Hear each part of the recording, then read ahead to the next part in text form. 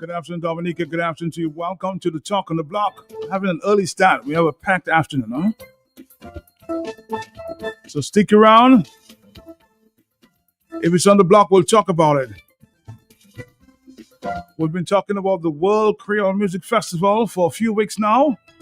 And this afternoon, to, of course, start the ball rolling, we have Leroy Wallace Charles, who sort of laid the groundwork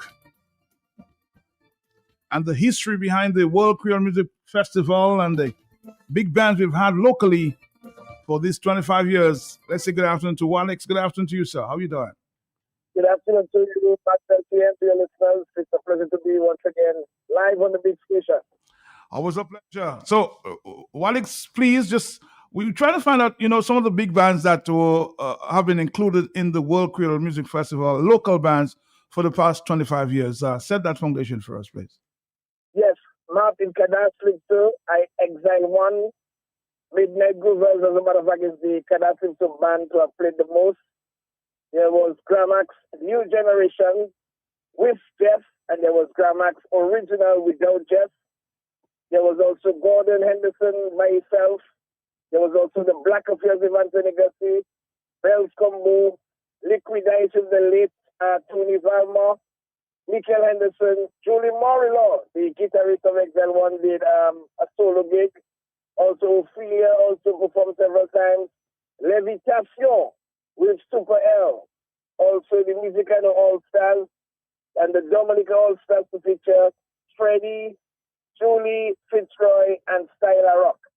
In terms of Bouillon Music, we had, obviously, WCK, and they were the first World Creole Music Festival.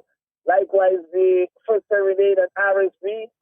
There was also Rough and Ready, Triple K, A Samantha, Impromptu, Talin XP, a band called the Lucas Band, featuring Roland Charles from Trafalgar, Nature Boys Band from Peebush, Signal Band, MFR from Portsmouth, Royalty Band, a Dominican band based in New Jersey, Terra Mix from Portsmouth, Raw Rhythm with Ra and Rui, Fanatic Band, the Nature Boys, I call the Nature Boys earlier, Mr. Reeds and Poodles, Kenny G, Trilogy, and for this year, Little Boy, Juan, Ebony Empress is from the town of Portsmouth and she presently resides in St. Martin.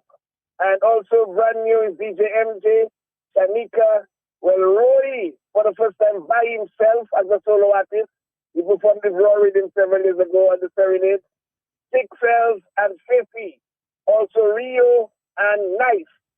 In terms of reggae, we had Nelly Star, and Nelly Star performed at the first World Creole Music Festival. Nasir Fountain performed twice. Caribbean Vibes, and also Colson T in terms of reggae and dancehall.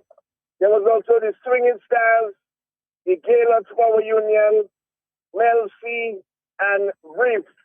In terms of Calypsonians, Dice, Hunter, Scrunter, Bob, Sai, Sour, Daddy Chess, Observer, Tasha P, Teresa, Soul Puss, and King Solo, who is now deceased.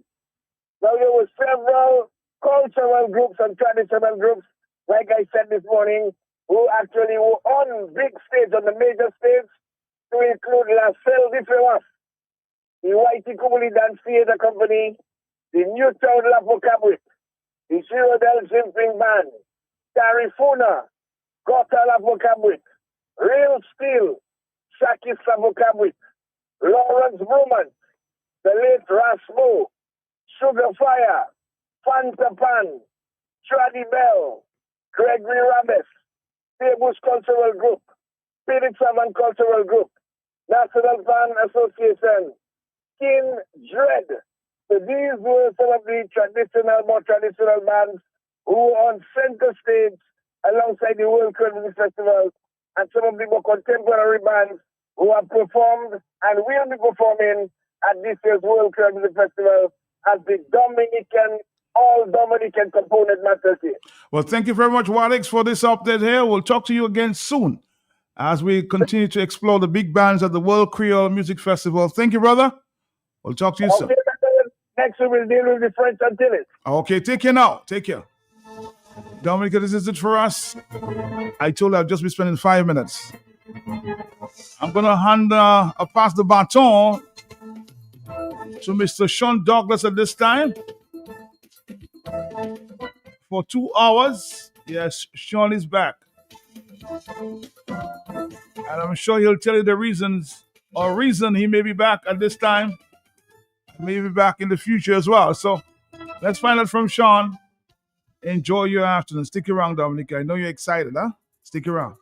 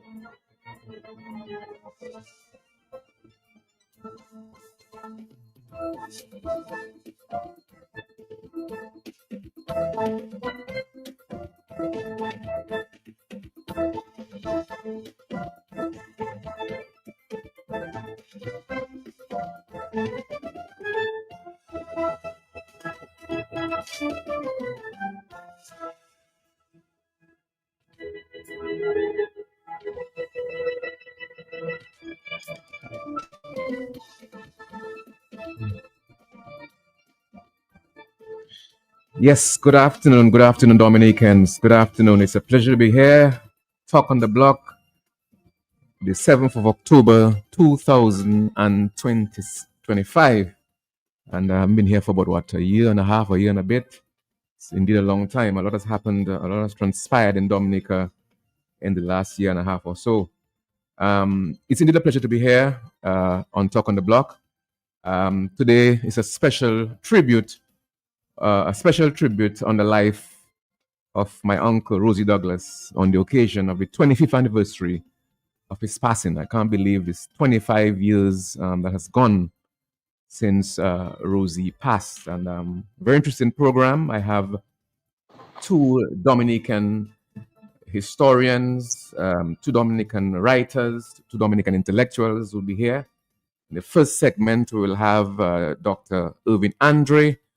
And the second segment, I'll have Mr. Gabriel Christian focusing on various aspects of Rosie's, the life of Rosie Douglas. He lived only for 58 years, but indeed it was really 58 very packed life. Some people live for 90 years, and he didn't achieve what Rosie achieved in those 58 short years. So let me just here.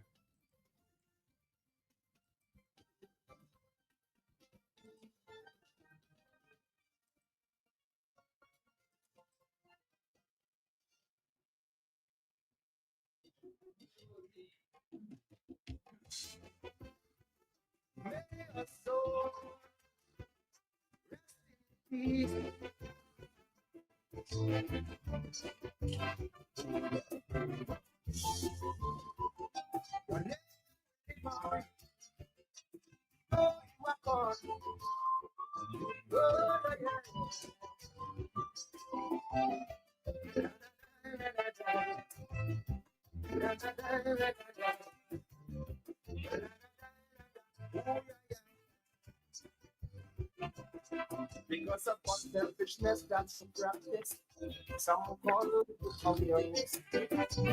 No, you never meant malice. Instead, you work performance entry.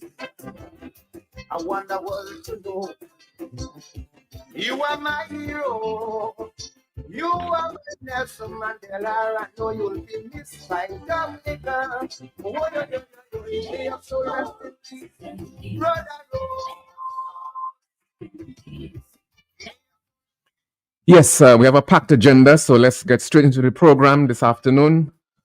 Well, Rosie Douglas, he was so many things. He was a Caribbean internationalist, a revolutionary socialist, um, a visionary, a Pan-Africanist, a political activist, a strategist, an historian, and indeed a selfless champion of the poor. In an obituary on Rosie printed in the London Guardian newspaper on the 5th of February 2000, Polly Portullo wrote, Rosie spent much of his political life traveling the world in support of liberation struggles, the Black diaspora, and African unity. But even this description does not cover all of Rosie's achievements.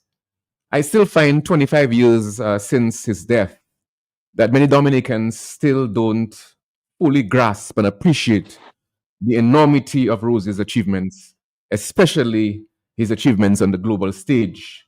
There are certain areas of Rosie's resume that I think need to be clarified and indeed expounded upon. And so today I will discuss, given the exigencies of time and time constraints, I've decided to focus only on a few areas, specific areas of Rosie's life.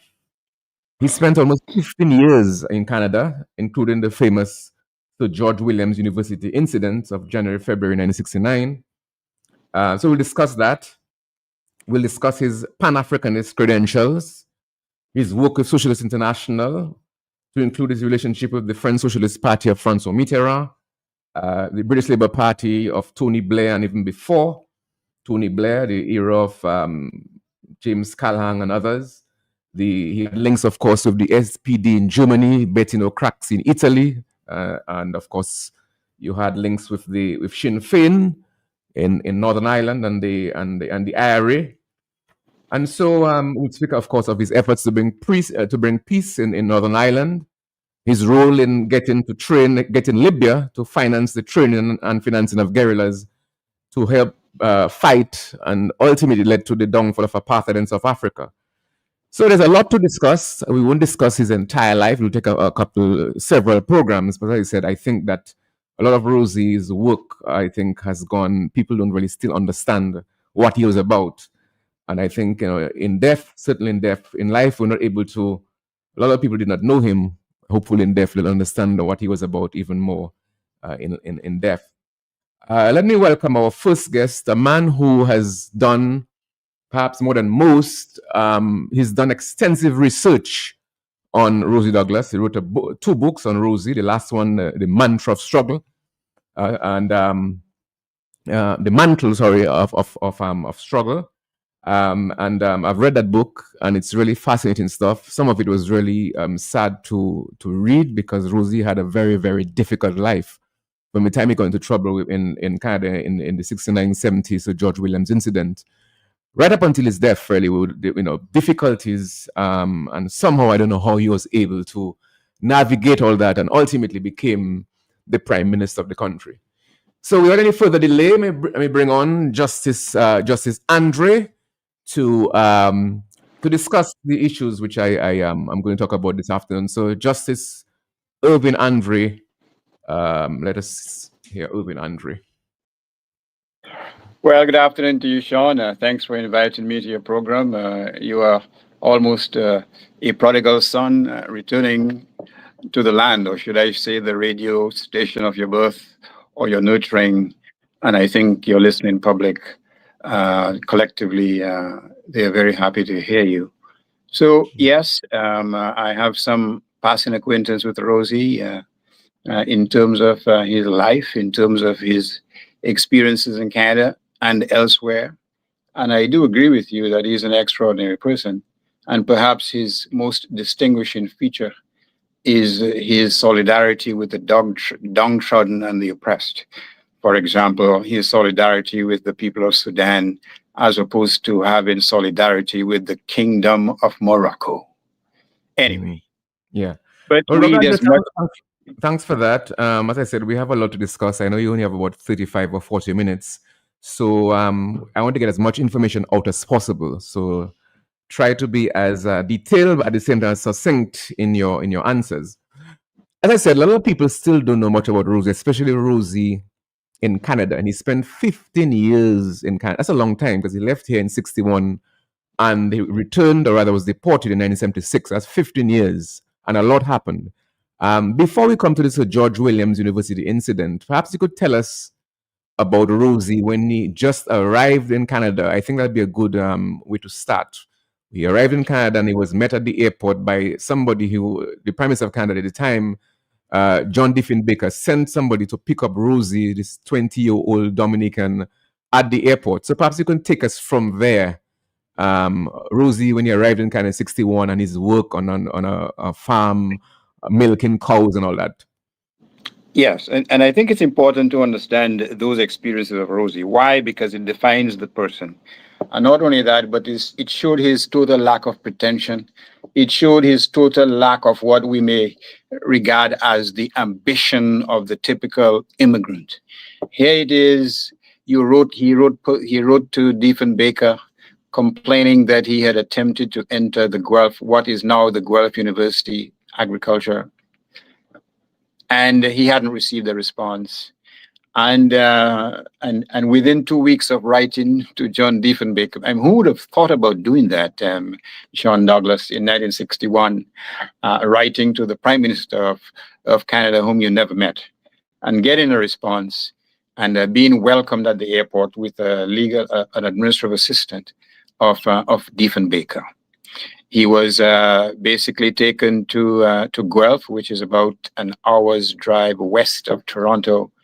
And as part of his initiation in Canada, he had to work on this cow farm. And I think his pay, after about 4 to 6 weeks of toil, a transistor radio, was what he was given for his labor and so on. And that was a rude immersion to Canada, because we are talking 1961. We are talking about a time when in 1958 or thereabouts, Canada had instituted a program of having West Indian women come to Canada as nannies to work, not only in Ontario, but also in Quebec. Many of them, they faced excruciating racial discrimination. And Rosie arrived just at that juncture, quite frankly. And he finished his course at Guelph. He gravitated towards political science, particularly because of the racial instability and tumult in the United States, the advent of the Black Power movement, the ascension of Martin Luther King drew Rosie almost like a butterfly to a flame, and he became immersed in that radicalism. But there were forces in Quebec, in Montreal, also in Canada, that propelled him towards that type of radicalism. The racism was quite intense. Many West Indian students gravitated towards to Montreal because of one, the University of McGill, which had a worldwide reputation, the George Williams University, which was an English-speaking university. Many West Indian students from well-to-do families gravitated there to enable them to aspire to become doctors, engineers, and so on and so forth. As you know, Rosie did a bachelor's degree in political science at St. George University, but by 1969, he was teaching part-time when the unrest occurred at that time. But during the 60s, there was, as I said, there was a growth of awareness among the Black population, intensified by the racism. Students were denied housing on account of race. Students were receiving failing grades largely on account of race. And Sir George Williams University was no exception to that. The ferment to the instability in 1969 was the assassination of Martin Luther King on or about April of 1968. And as you know, Sean, that precipitated a whole set of rebellion and revolts throughout many cities in the United States. It precipitated a backlash. But what Rosie and a few committed West Indians did in October of 1968 was to establish or to have a conference on West Indian writers. But this was not a writers where they're discussing issues related to literature, for example, the alienation engendered by migration, for example, the whole question of the individual trying to achieve something in a very alien world. The focus was on political activism. The focus was on victimization. The focus was on Black empowerment. So when you look at the array of writers, the array of political figures, I should say, assembled by Rosie and a Vincentian called Robert Alfie, who was a cricket prodigy. Actually, he made the West Indies side when he was age 18, but he migrated to Montreal sometime in early 61. If you think of Stockley Carmichael, and we don't have time to go into Stockley Carmichael, we think about then 24-year-old Dr. Rodney, Walter Rodney. We think about a Canadian activist called Rocky Jones. We think obviously about Rosie Douglas and the pièce de résistance. We think about what's his name from Trinidad and Tobago, the gentleman who wrote so many wonderful books such as The History of the Ghana, Nkrumah and the Ghana Revolution. He wrote about Beyond the Boundary. He wrote about the Haitian Revolution. C.L.R. James. We are talking about C.L.R. James. And you had this unusual and powerful gathering of Black students being lectured by a wonderful array of Black intellectuals. It was a defining moment in the history of the Black presence in Canada, quite frankly. Many listeners were in awe because they literally venerated many of these intellectuals, and these intellectuals did not fail. They satisfied them, they lectured them, they spoke about the whole Black condition in Montreal and in North America and in the world. They spoke about the duties of Black persons seeking an education, not to be controlled with their individual aspirations to become professionals and to alienate themselves from their people, but to empower them and empower those behind them. So you had this powerful conference in October of 68, and then you had the explosive forces in January, February 1969. What precipitated that event, as we know, or we should know hopefully, is that there was a tradition of West Indian students, brilliant fellows, and women, both men and women, going to Sir George Williams University, a much smaller school, much lesser known than McGill.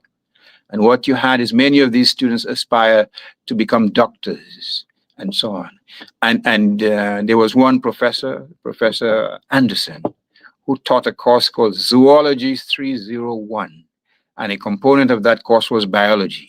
And these West Indian students who were part of that course became alienated. Why? Because that professor was addressing the white students as by their first names, but he was addressing the Black students by their last names. So, Mr. This.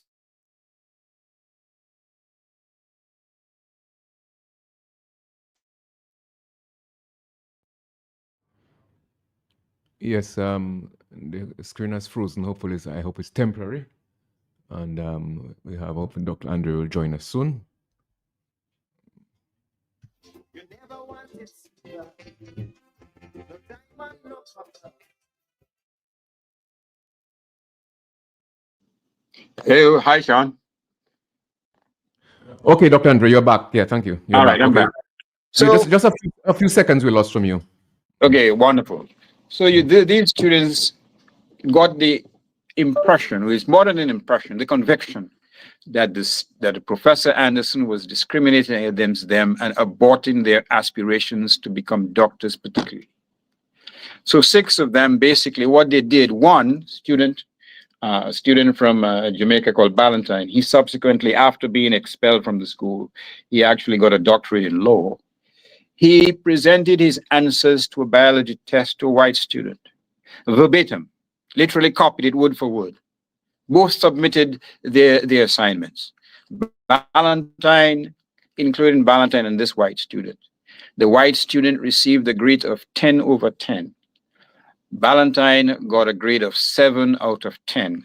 His exam, his answers were the exact answers given by the white student. And that precipitated a mass action by these students, culminating in a decision to occupy the 9th floor of the school's computer center. And what you had, that event, it brought out, which was hidden on the layers of cordiality and civility, hidden on the layers of narratives such as we are a welcoming community, we're a multi-community. It brought out the police. The police resorted to tear gas, smoke bombs, Suffice it to say that the students had blockaded themselves on the 9th floor. And in the ensuing conflagration, which was caused by the police resort to those types of explosives, there was a fire. And suffice But it to say that all these... before you get there, though, to me, Rosie at the time was at the time of the incident at Sir George Williams was a student at McGill. No. But He used to be a student at George Williams, but he was a TA at the same time, teaching night courses at Sir George Williams University when he became involved in the student protests, in the student action. So he was not like a total stranger. He had gone to Sir George Williams. He was a TA at the school when the unrest basically started. But was he invited? Rosie, as we know, was he invited to the difficulties and the sitting? Was he invited to come and to help to provide logistical information and guidance? What was his role? Rosie was regarded as a resource person because Rosie was known to so many persons. Rosie knew Pierre Trudeau on a personal level. He knew John Diefenbaker. He had the gift, as you know, of establishing relationships with everyone from every walk of life. So Rosie's natural leadership qualities essentially made him, in the eyes of the press, in the eyes of some of the persons who were present, one of the critical persons involved in the Sir George Williams University incident. In fact, during the protest, which lasted quite a few days, he was in regular contact with the press, so that he became not only the voice, but the face of this action. And that was true despite the fact that there were white Canadian students involved in the unrest. But again, sometimes there's a saying, Sean, that leadership springs from every source. And certainly Rosie's natural tendencies and his natural skills, his natural qualities as a leader blossomed. And to that extent, he was identified from early on as one of the key critical figures in the unrest. So Alfie Roberts wrote a book indicating that they relied heavily on Rosie's because of his connections with some of the key people in the political firmament in Canada. So when the police intervened, and I should say that the police exacted a lot of brutality, they inflicted, I should say, on many of those who were involved in this protest. And it's important to know that because the Canadian press sang a totally different song. They actually lauded the Montreal police for being orderly, for being pursuing their duties with dignity and with decency, which was totally contrary to what had actually happened. In fact, one of those persons beaten up was the son of Chetty Jagan, you may know. The Gan is the Marxist leader. Another girl from Bahamas, her name escapes me, died about 6 months after. And there was a belief that she died because of a blood clot received from a blow from one of the batons yielded by one member of the Montreal police force. But the justification or the reaction to this protest, it brought out, as I said, the ugly reality of race in Canada. Because many Montrealers, including some professors themselves, were saying that no, Anderson did not manifest or exhibit any racism toward the students. Basically, many of these students failed or didn't perform because they couldn't handle the Canadian weather, or they were not bright enough. These were some of the narratives relied on by the most reactionary forces in Montreal at the time of the Sir George Williams. But if we may just add, if you go back to the history of West Indies in Canada, you will see that they coped very well with the weather. Because in 1948, the great Telford Georges, Dominican jurist, graduated first class honors and a gold medal from the University of Toronto. You had the West Indians going to McGill and other universities in Montreal from the 1920s. In the 50s, you had the Dominican Island scholar Wendell Lawrence, if my memory serves me correctly, going to McGill, where he earned an engineering degree. So West Indians had performed and outperformed their white counterparts, and not by a small margin, for decades. But again, the reliance on these racial narratives and tropes, that it was because of something deficient in the black student that caused them to fail. And as I said, out of the 6 persons who precipitated that incident, 5 of them graduated with either masters or became medical doctors or doctors in psychology, and those kinds of fields and so on. So this was not on account of aggrieved students who couldn't make the grade. These were students who had a legitimate grievance. But when they rounded up all the persons involved, the press and the Canadian public were crying and screaming for blood. In fact, it was known, it was being stated that the black students had violated the sanctity of the Canadian university. They had become, they had become rogues and they had become vagabonds, and therefore they had to pay a price. Many of them were prosecuted. And let me get one thing out of the way, Sean, because we had a discussion with that.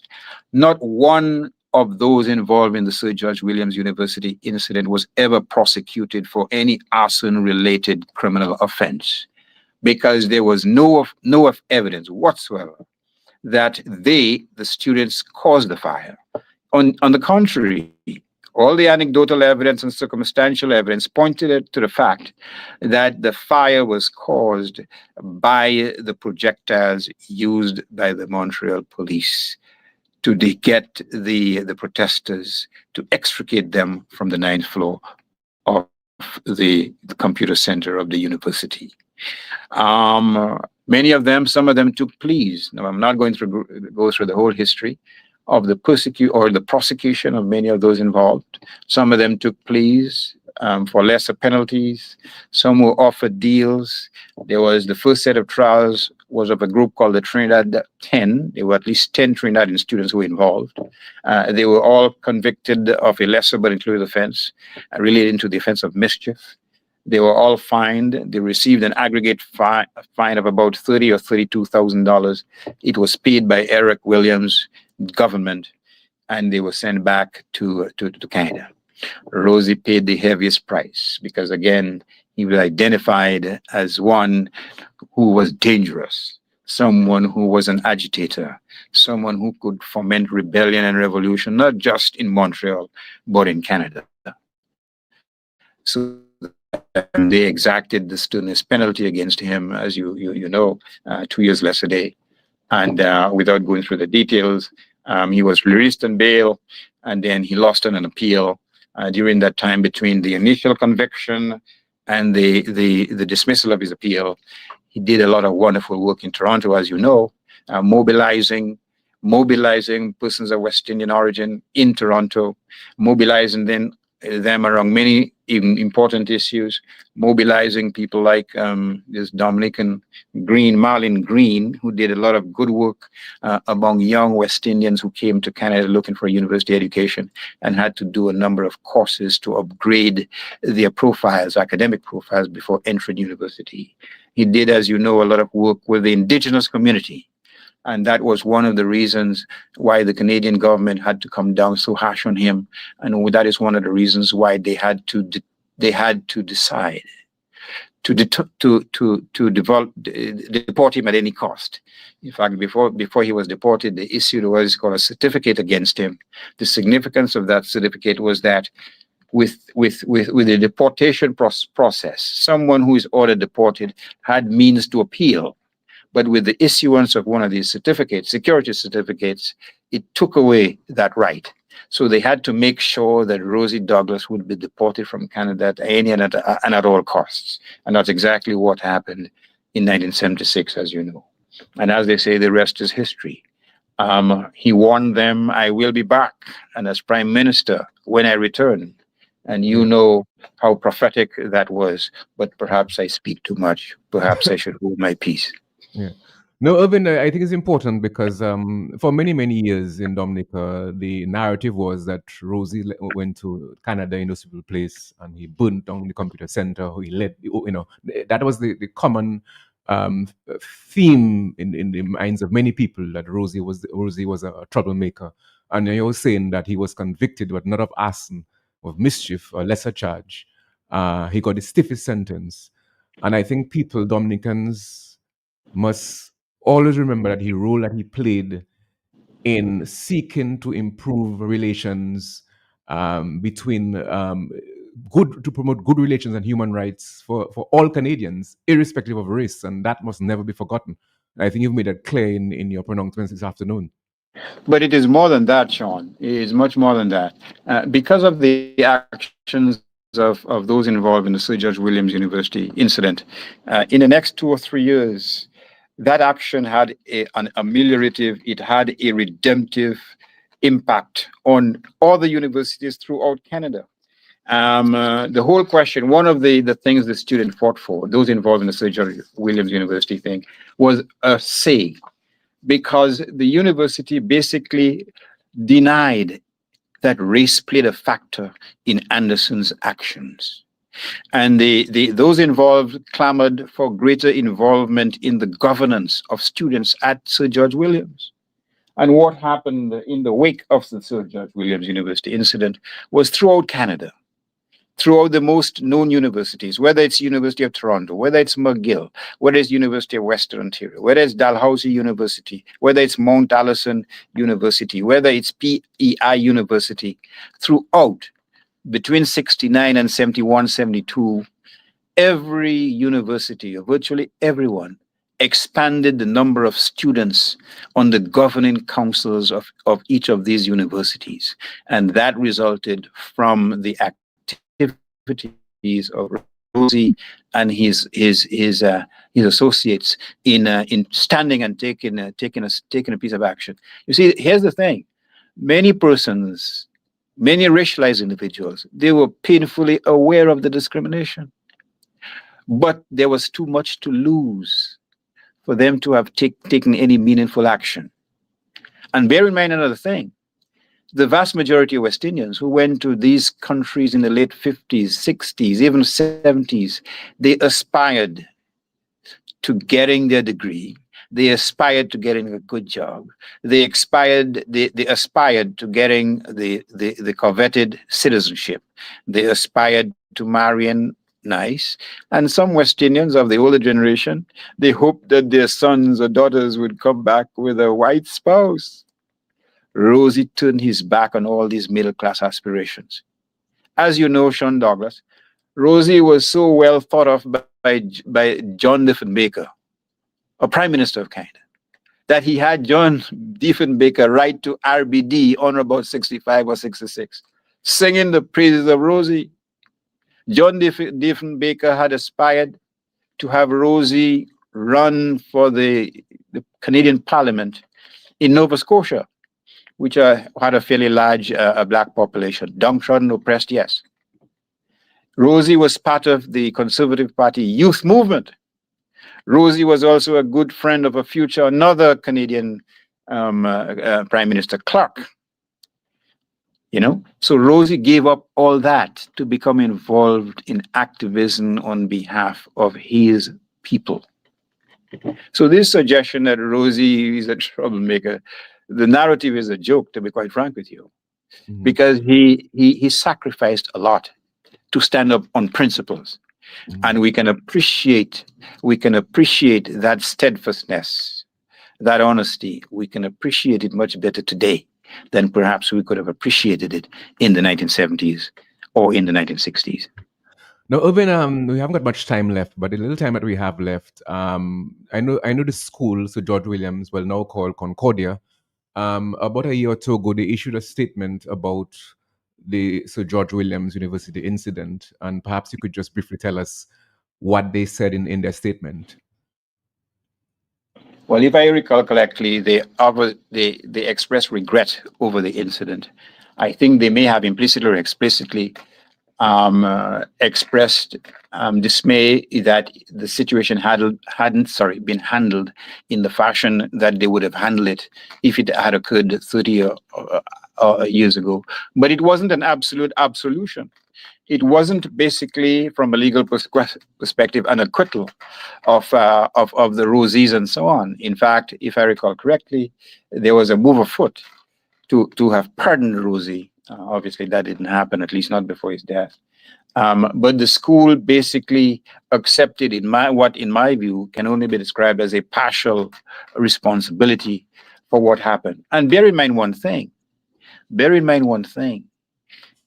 Institutions, governments are very reluctant to admit that in fact racism played a part in any kind of significant social movement. In fact, even today, you had the premier of Quebec a few years ago basically saying that there is no systemic racism in Quebec. There are individual acts of racism, but no systemic racism in Quebec, which flies in the face of scores of studies, anecdotal evidence indicating consistently that law enforcement, universities, institutions of governance have been not only accused, but have been tried and found guilty of systemic racism. So it's not something that institutions willingly accede to, or willingly plead guilty to, or willingly accept responsibility for. So the fact that Sir George Williams of now Concordia found it difficult to basically come with a clean slate, that in my view is very typical of the approach, particularly of Canadian society, in terms of the whole question, the scourge of racial discrimination that exists even today. Yeah. Irvin, what are the chances? What are the chances of success? If I understand their moves are afoot, for a letter to be sent to the Canadian government seeking to exonerate, seeking to pardon Rosie, what are the chances of success of such an initiative? I think there are chances. In my view, there was a better chance when the Prime Minister of Canada was not Pierre Trudeau, but his son. I think our present Prime Minister is concerned with other issues, to be quite frank with you, particularly germinating from the South.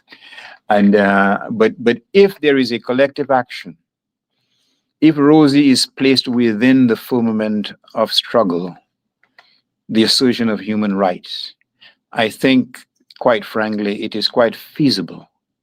Why? Because there's some precedent for pardoning persons involved in that type of struggle.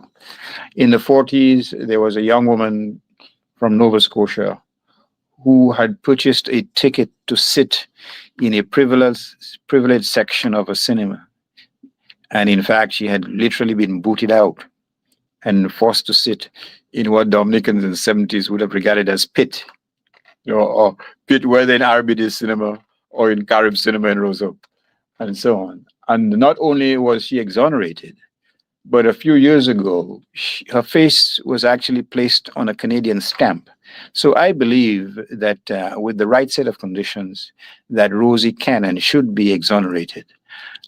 Because again, it made Canada a much more welcoming space. It made Canada, Canada has a very positive image there for being very tolerant, for being very multicultural. I think that was not something which was handed down on tablets of stone. That reality was something fought for. And the biggest fight was what happened in January, February 1969. Yes, Dr. Andre, Rosie was deported.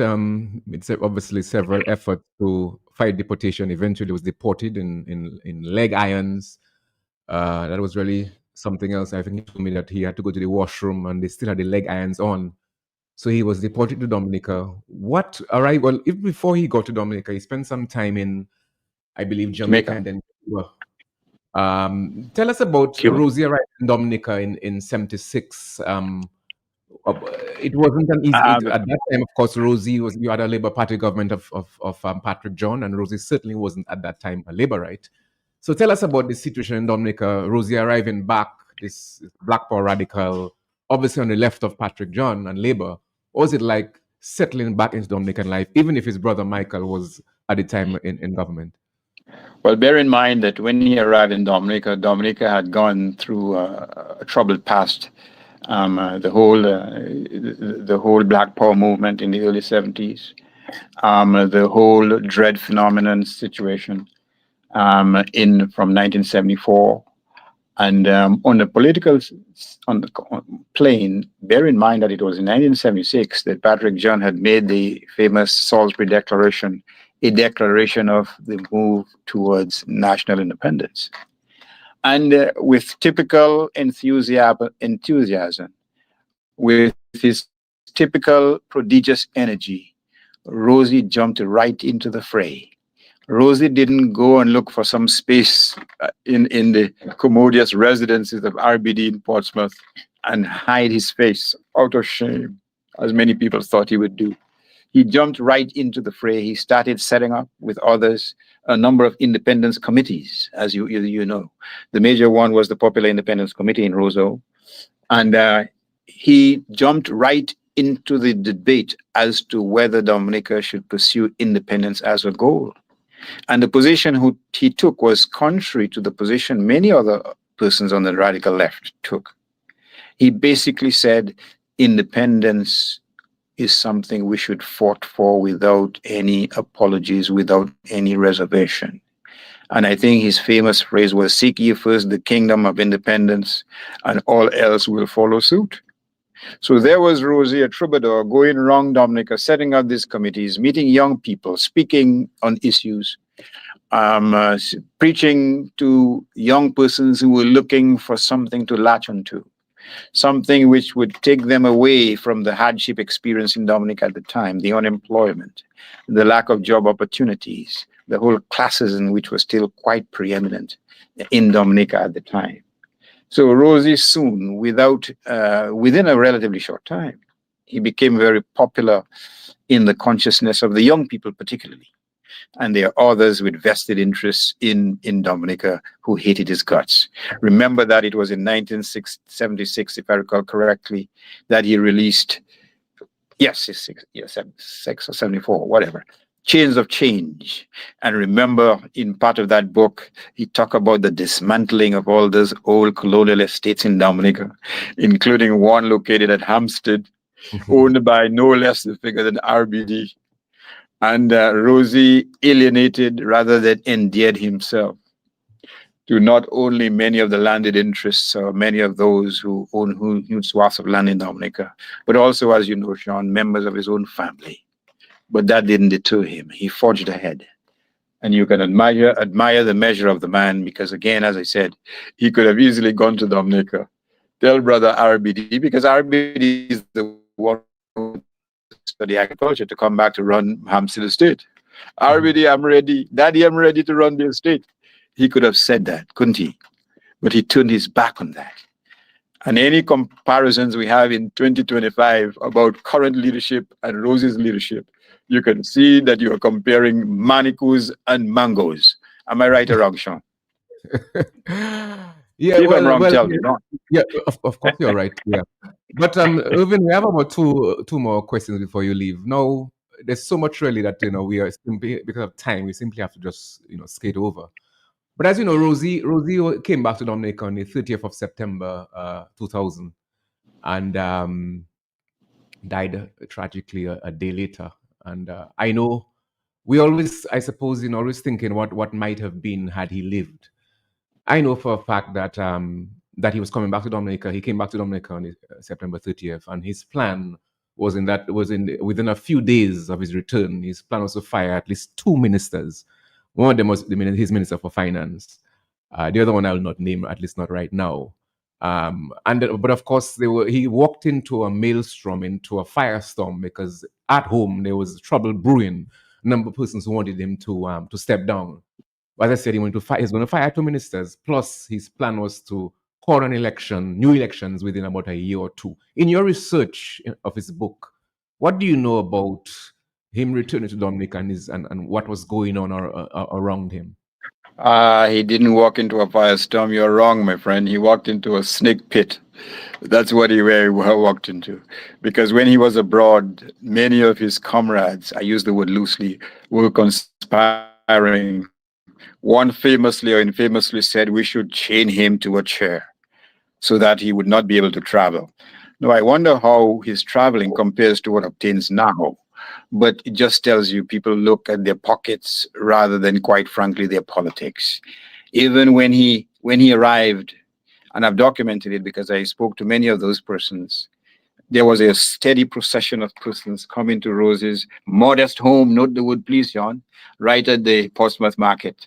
And they had one message to tell him. The comrades were conspiring. The comrades were talking about displacing US Prime Minister. The comrades were vowing they would not fight another general election under your leadership. And bear in mind one thing, Sean, and I know this opinion I'm going to give diverges from the opinions of others, including members of your family. Rosie, as you know, he had an underlying medical issue, high blood pressure. Rosie, as you know, did not believe in traditional medicine, such as taking tablets. I'm not talking about coconut tablet, obviously, but taking tablets and so on to treat or to control that ailment. He basically relied on things which ironically exacerbated his condition. Sports, running, basketball. He famously played basketball and football among the Portsmouth comrades and so on. And from my knowledge, which is not based on any medical information, well, it is based on medical information, but I have no training in medicine.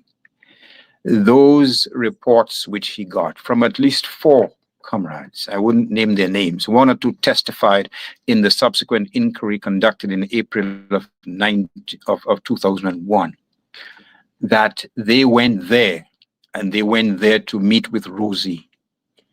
And you can imagine the impact of that disclosure on Rosie's any medical issues that he had, particularly high blood pressure, which is engendered or which is increased by stress. So my view is the cumulative impact of those news. But even before he landed, Rosie had been told, because you see, Rosie had tried to contact about 3 senior members of his government. And guess what? Nobody called him back. Nobody called him back. So we can just speculate as to the impact of that type of rejection, because that's exactly what it was, would have had on his health.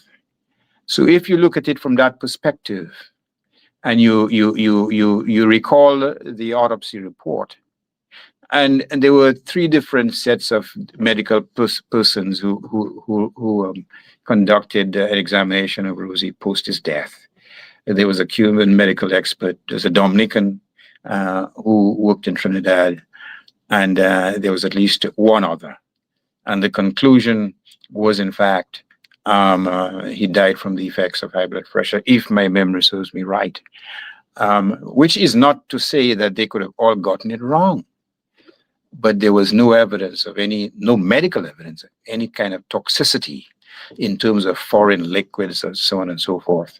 But in my view, and this is my opinion, that Rosie was undone by the news of those he had brought into the political fold. Many of them were plotting to ensure his demise. It is what Shakespeare would have said, the unkindest cut of all. Et tu, Brute. Sean, you're too young to understand that name. I don't know about the young partner. But before we leave this afternoon, Dr. Irvin Andre, when you look at, because of course the same party Rosie brought into power, they're still in power. Do you see any of what Rosie fought for, what he championed, his ideas, his ideals? Do you see any of that? Or have you seen any of that in the last 20 years, 25 years? Have you seen any of that? But I'll just ask you, because you know so much more than I. Did he fight to rent a place for $64,000 a month? So no. Certainly not. Sean? Okay. Did he fight, did he basically align himself with the king of Morocco over the oppressed people of the Sudan? Yes or no? Okay. No, of course not. Of course, Did he fight to sell Dominican parrots or passports? Which one? Yes, you're right. He didn't.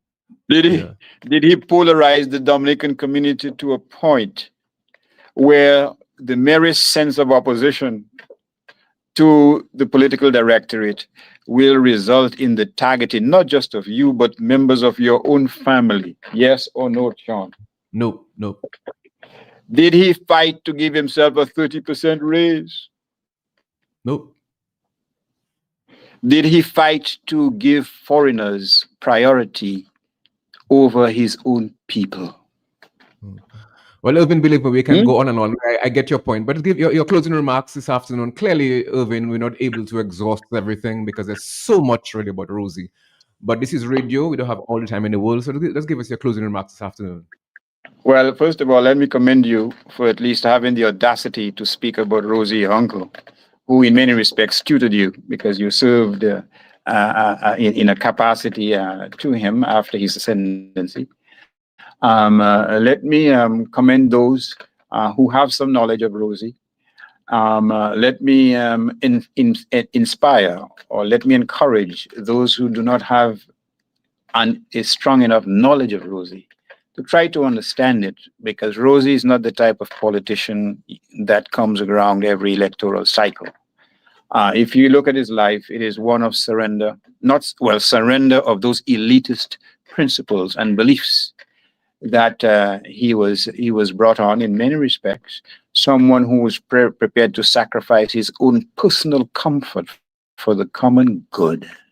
And that is why that house next to the Rosa Market stands or should stand as a symbol of everything an independent Dominica should be. Small but resilient, making no excuses, but the intent on providing each Dominica with a house of his or her own, so that when he or she dies, the children or those who come after can inherit, rather than some stooge on radio taking the keys and saying, "Sir, look, your keys back." That type of mentality. So we've lost, but this is not a perpetual loss. We can still regain what Rosie would have achieved on behalf of Dominica, and more importantly, Dominicans. Thank you. Dr. Andre, thank you very much for taking time off a very hectic schedule. You can go back to court now. Thank you very much. And we hopefully see each other at some point in the near future. Thank you. Thank you, sir. Thank you. We're going to pause now for a break, an ad break, a long overdue ad break.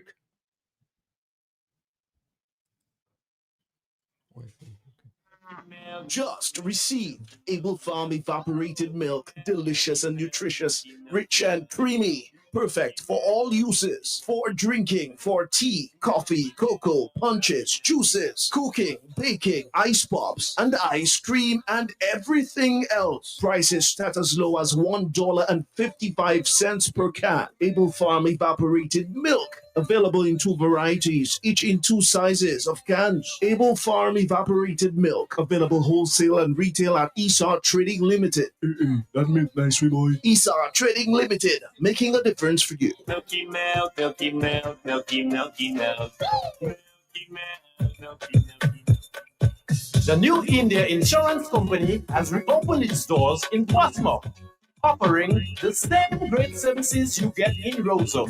Motor vehicle insurance, home and business owners, fire and related perils, public liability, and so much more. Come, visit us today for insurance with a personal touch on Bay Street, Portsmouth, or call us at 445-4023. We are ready to serve you. During a hurricane, if there is a lull after the eye of the storm has passed, stay in a safe place, except to make emergency repairs. The wind may return suddenly with even greater strength. Since 90% of hurricane casualties occur from drowning, you must evacuate islands and beaches and other vulnerable locations as early as possible. And those seeking shelter should shut off water, gas, and electricity before leaving their home. A message from Q95 FM Radio. Need one trusted place to stock up for your home, shop, or business? Fine Foods Inc. Distribution has got you covered. From dry goods and frozen foods to your favorite drinks, alcoholic and non-alcoholic, plus all the household must-have. We've got it all under one roof. We're right here in Jimmy Dominica, and yet we deliver Whether you're running a supermarket, a corner shop, a bar, or just like your pantry full and happy, Fine Foods Inc. brings you the best brands you know and love. Great prices, top tier service, trusted products. At 255-6810 or 316-0164, or drop by our Jimmet location to check out what's in store. Fine Foods Inc. Fine Foods Inc., the biggest distributor. The claim is brought to you by the NDFD. Roseau, get ready. The National Development Foundation of Dominica presents the 9th edition of Creole in the Streets. On Friday, October 17th, Great Marlborough Street transforms from 8 a.m. to 8 p.m. into the ultimate Creole marketplace. Food, crafts, clothing, plants, live entertainment, and authentic local culture, all in one unforgettable celebration. Don't miss Creole in the Streets. Culture, business, and you. If you know quality, then you must know the manufacturers of Dominica's finest rums. Belfast Estate Limited, over 80 years leading the industry with exceptional standards and formidable customer service. We present the manufacturers of BB Rum, Soca Rum, Red Cap Rum, Cask Rum, and the signature Belfast Estate Rum Punch. With island-wide distribution daily, Belfast Estate Limited has cemented its mark as the distributor of choice for products like Eldorado range of rums and creams, Kubali Bear, Corona Bear, Guinness, Root Boy drink, and of course the Sunblast juices, Toffee Snacks, Vitamalt, and Pine Hill juices. Call the office at 440-7032 or visit the distribution outlet at Jimmy Dominica. Follow on Facebook or Instagram at Belfast Estate. Belfast Estate Limited, your leading manufacturer and distributor of rums in Dominica. Dominica Festival people is here. 19 tickets for the world, the Creole Music Festival 2025. Friday $226, Saturday $300, Sunday $426. Decent tickets $600 each. 3 explosive nights, October 24th to 26th. Weeks of Expo Stadium, Roseau. Tickets available at www.tominicafestivals.com. Also, Bullseye Palace Antiplex. Call a lab. Move fast, it's the vibes. One to wait for you. WCLF 2025. Your festival, your culture, your your favorite store, dial it now. 612-1253. That's Mega. You can rely on Mega for some real deals on name brand clothing and electronics. High quality, low price. We are a wholesale and retail store located in Calabishi, right on the main road. Check us out on Facebook, Instagram as Mega Deals Dominica. Like our page. Check out our stuff. Call us. Visit us. Would appreciate that. Come try it on. Love it. Buy it at Mega Deals. Your one and only online and brick and mortar store. Mega Deals is also on wheels. We make it convenient for your shopping. We deliver straight to your door. Email us at info@megadealsda.com. Rely on Mega Deals for some real deals.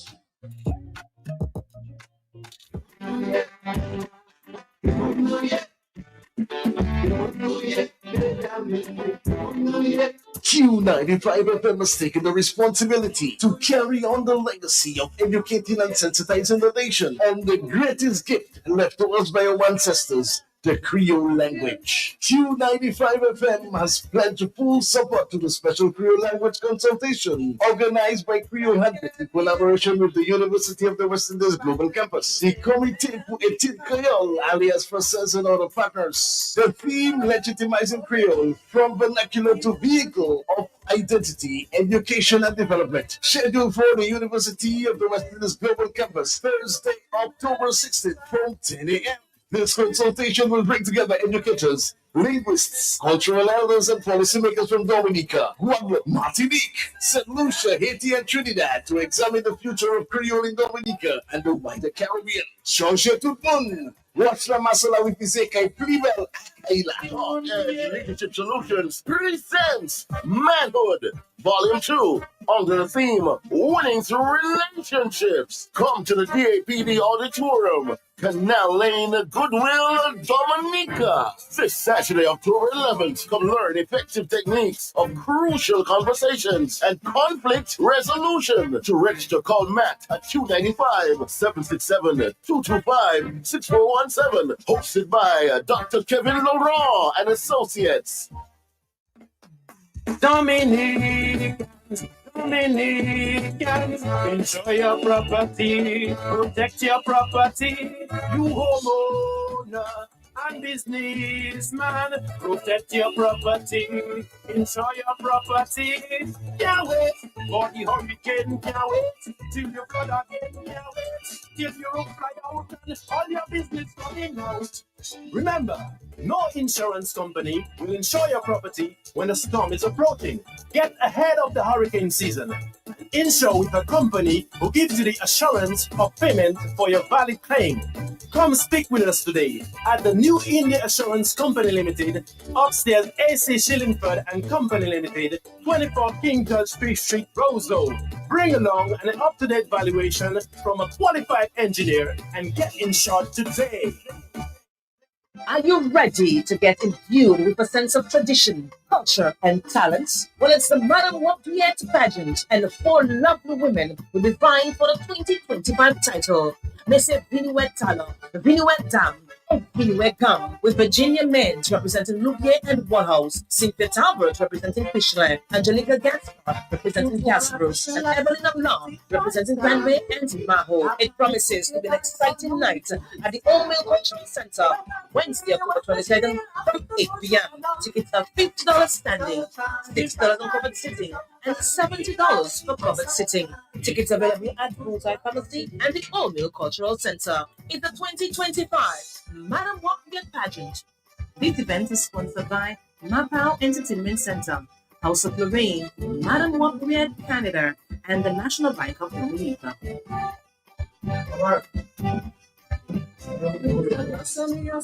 With Center shoppers, we have exciting news. Your favorite home improvement destination just got a major upgrade. Get ready to experience the all-new Do It Center online store. Fresh look, same great products, and super user-friendly. Find what you're looking for in a snap. Need assistance? We've got you covered. Connect with our live chat agents for real-time assistance. But that's not all. Introducing the convenience of seamless online payments with reliable delivery service straight to your door. Shopping for quality products has never been this easy. Don't miss out. Visit store.doitcenterdominica.com and experience the new era of our online shopping. Do It Center, your partner in home improvement. The Mary's Academy class of 71-75 Alumni Reunion Committee presents one of the most highly anticipated cultural events of the year, the SMA All Boys Concert, a star-studded night of music, culture, and brotherhood on Friday, October 17th, 6 p.m. at the St. Gerard's Hall. Tansani Simin and 10-time Kaiser Monarch of Dominica, King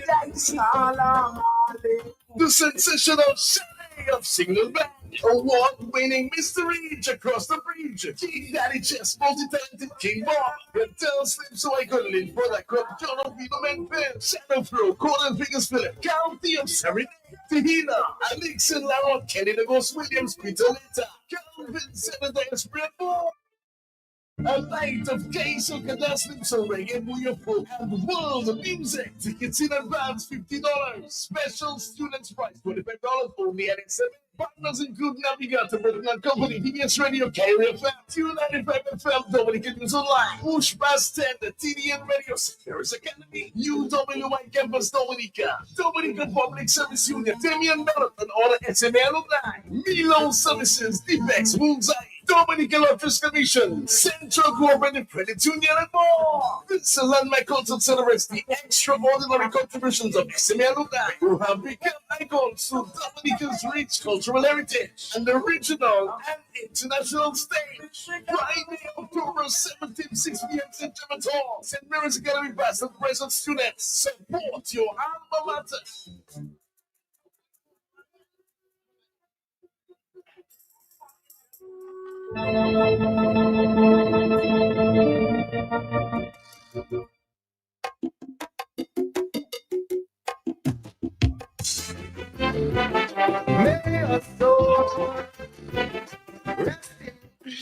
Yes, good afternoon and welcome back to Talk on the Block.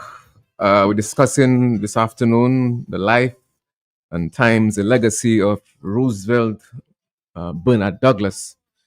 And in the first segment, we had Dr. Irvin Andre, who, of course, as you know, wrote a book on Rosie, very detailed, The Mantle of Struggle, a very interesting read. I'm not sure if you still have copies in Dominica, but I would recommend Dominicans to actually buy a copy of that book. Very interesting book. I'm hoping to bring in another guest in a few minutes. I'm just awaiting him coming up on my computer.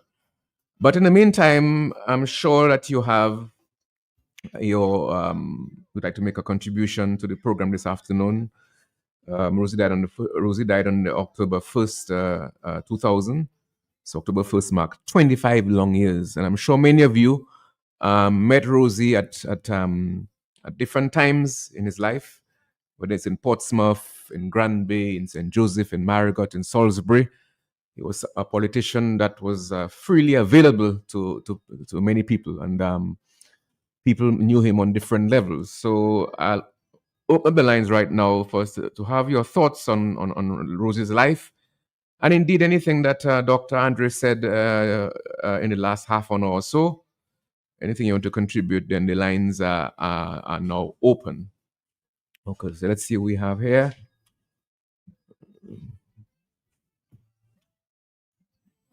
Hello, good afternoon. You're tuned to Talk on the Block. Hello, good afternoon. Talk on the Block. Special tribute to Roosevelt Bernard Douglas. Okay, I'm not hearing anybody. Let me see. Hello, good afternoon. You're live. Yes, good afternoon to you, Sean. Hello, good afternoon. Welcome to. I'm glad you've called to contribute. Yes, I just came in and I heard Mr. Andre and you speak about Rosie, and I'm so happy to have heard that program is being transmitted on now, because I think I never met Rosie Douglas, but I think he was a very interesting man, and I heard a lot about him, and I saw that they have some movie going on with him and about him and so on.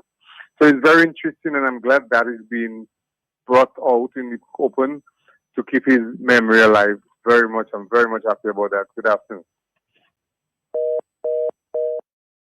Yes, thank you, caller. Thank you, the first caller here. Very interesting. Looking forward to hearing what you have to say about Rosie. As I said, Rosie, Dominica's 5th Prime Minister, died in office. Arrived back in Dominica after he was deported from Canada in 1976. And that from the 76 to 2000, 24 years, he was involved in so many activities in the Popular Independence Committee, in DemLab, in the Alliance, in the Democratic Labour Party.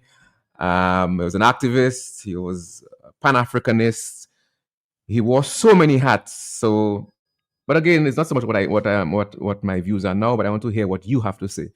So the numbers to call this afternoon. 449-3095, 449-3096, 449-3097.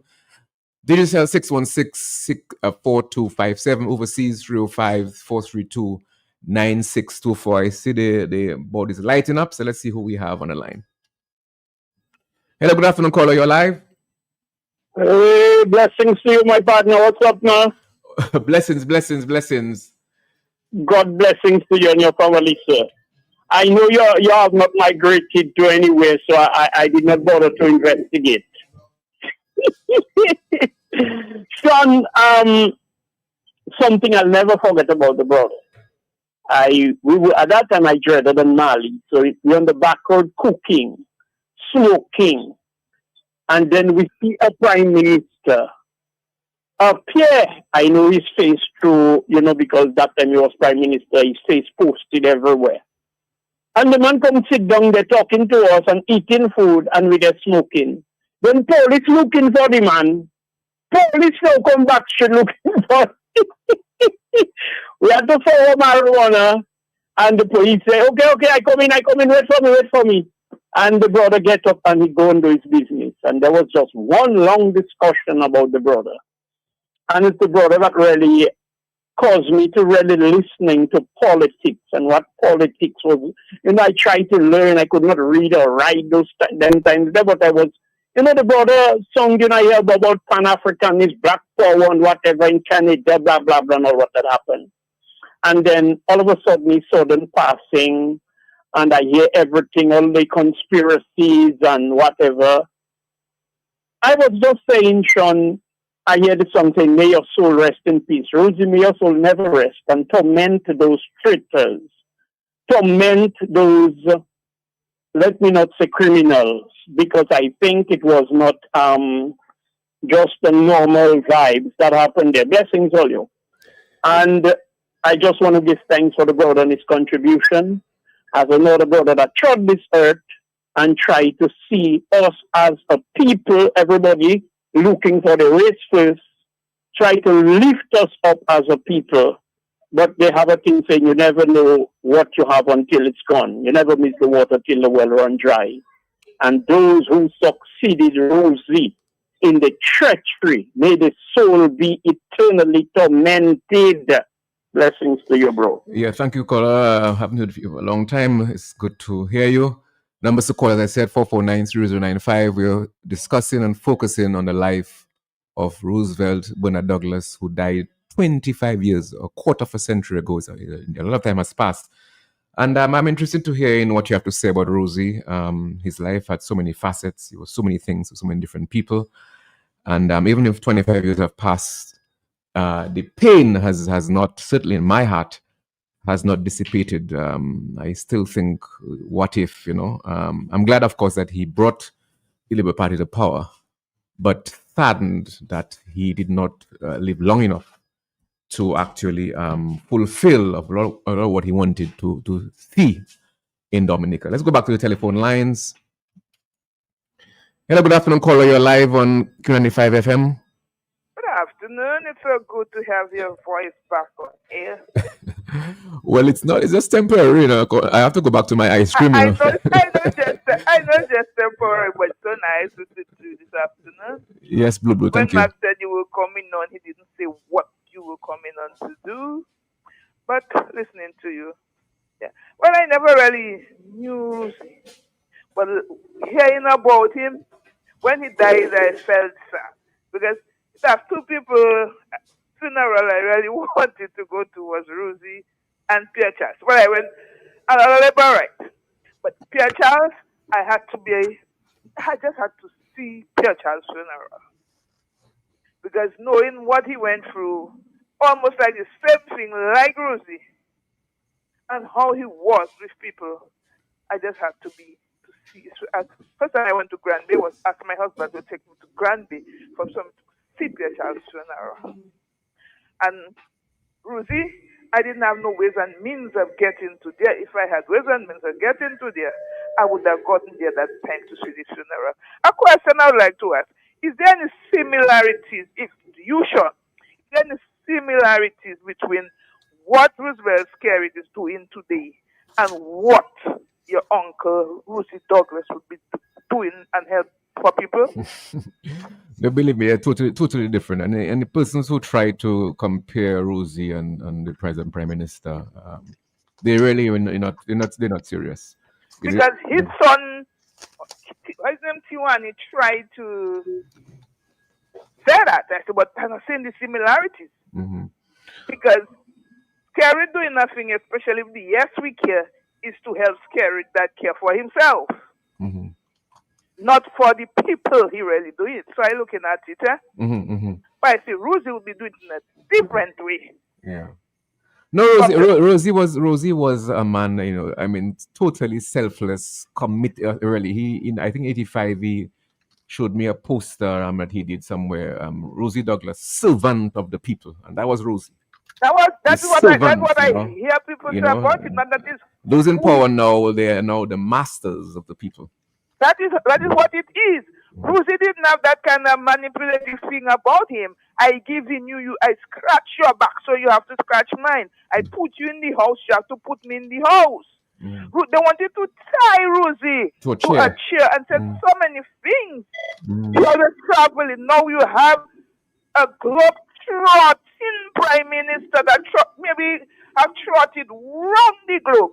Nobody don't want to tie him. Nobody don't know what he doing. When Rosie go to Guadeloupe, Rosie would tell us what he went to Guadeloupe to do and how we could get Guadeloupe and Dominica to link up and what he would like. When he went to other countries, he would come back and he would tell us what it. But that one going every day. All you hear in the outer state. What he coming back with, nobody don't know. Sean, may Rosie, your soul rest in peace wherever you is. And that one that they have nothing, no comparison at all. Bye-bye, Sean. Thank you, caller, for your contribution. We'll go back to the telephone lines. We have our next guest waiting. I'll take about 2 more calls, and we go straight after that to Mr. Gabriel Christian, attorney at law.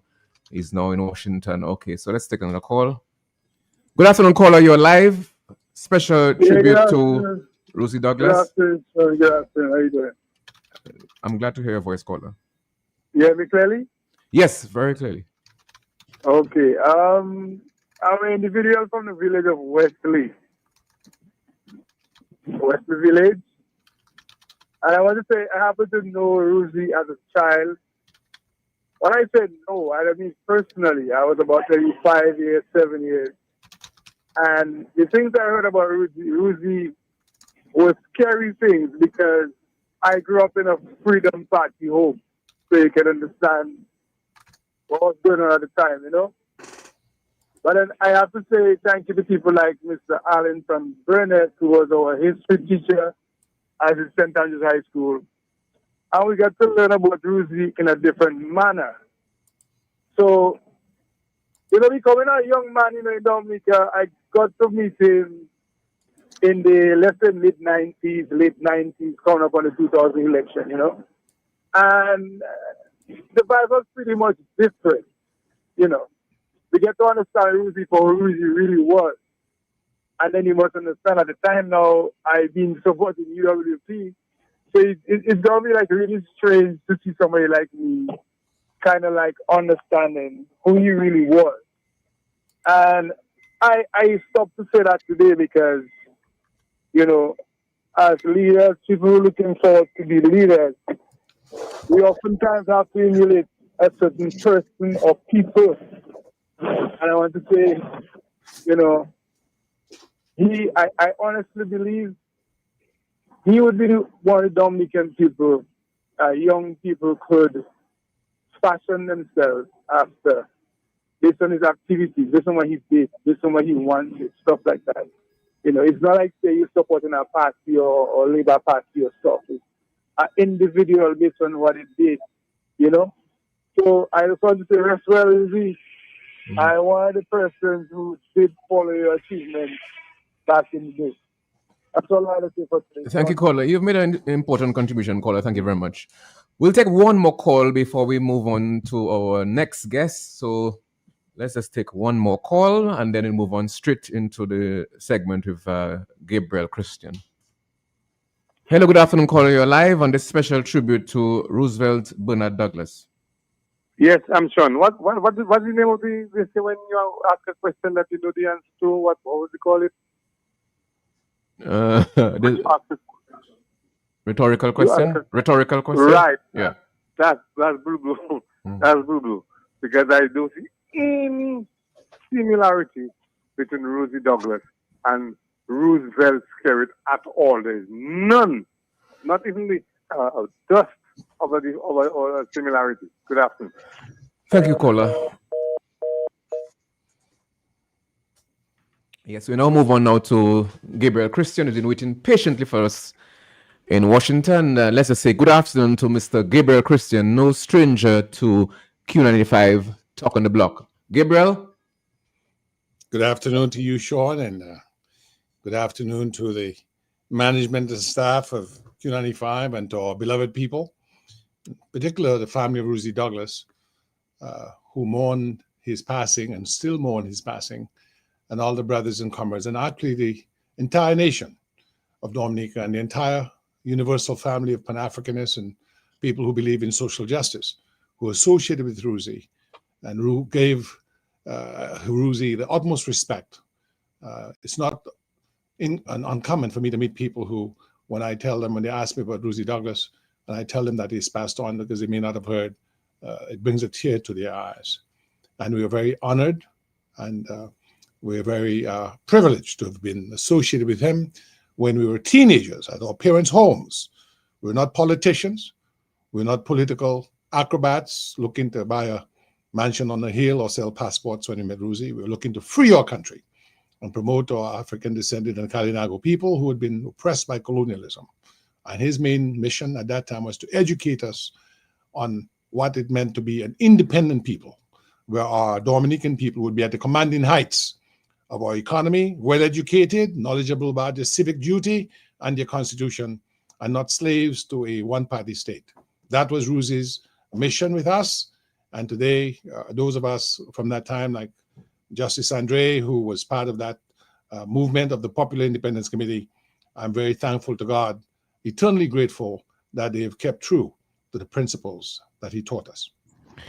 Yes, thank you, Gabriel, for this opening statement. Now, Gabriel, I actually heard about you for many years before I actually met you. Rosie spoke about you, and it took years. Maybe you must have been perhaps in your 40s already, but I heard about you since you were in your teens or late teens. You first met Rosie, Gabriel, I believe, when you either were at grammar school or you were in sixth form. Grammar school. I was grammar school. And tell us about that experience when you first met Rosie. So one needs to provide a little bit of background. So at the time Rosie returned in 1976, Dominica had already been in a great amount of ferment. We'd had the Black Power movement through the Movement for New Dominica, with people like the late Dr. William Rivera, people like Atherton Martin with the cooperative in Castle Rouse, people like Bernard Wilshire, people like Julian Johnson, and people like Ron Green. I met Ron Green earlier. I met Ron Green in 1974 because his teacher, Cecilia Green, was my social studies teacher in 1972 when I started at grammar school. And there were people like Natalie Charles, Sister Nats, and there were people like Alwyn Bully. Natalie Charles, Alwyn Bully, Cecilia Green, Candia Corderon, Candia Aline. These people all wore afros and were Black Power supporters. I was honored to be a student of Alwyn Bully at that time, from 72. So even before I met Rosie, I was really influenced by Pan-Africanism and Black Power thinking. What does that mean? Well, Dominica was a very, let's say, colonially controlled country in way of mentality. When I was at the Roseau Mixed Infant School in the 70s, it was not uncommon when we were at recess in the yard for someone to look at you and say, look at you, you're black like tar. So Black people in Dominica were taught to hate their color. They were taught to hate Africa. We lived in a system of white supremacy thinking when Black people thought that Black people couldn't do anything. So when the Black Power movement started in the 70s, the main mission was to really eradicate from our minds that second-class citizenship mentality, which people like J. Ralph Kazemi in the 1920s and 30s had really, through the Gavi movement of the Universal Negro Improvement Association, had started that process, but it had kind of gone cold by that time. And so the 1970s movement was a revival, almost a renaissance of Black consciousness and pride. And the government at the time, which was the real Labour Party of Ioli Blanc, they were also sympathetic to that sort of consciousness where Kalinago people and Black people had pride in themselves. In fact, in the 1970s, in 1970 to be exact, the government of Ioli Blanc gave $10,000 to $20,000 US to the Organization of African Unity, OAU, for African Liberation, the African Liberation Committee. So Dominica had a Labour Party at the time that was moving in the direction of great social justice principles, founded on the work of Phyllis Chandolfrey, a Dominican white who was a progressive, a socialist, and Emmanuel Christopher LeBlanc, who was a Black Dominican Mason at the Public Works, who also was a person who believed in trade unionism and workers' rights. So Dominica had, therefore, a sort of environment that was oriented, tending towards progressive ideas, but we were still laboring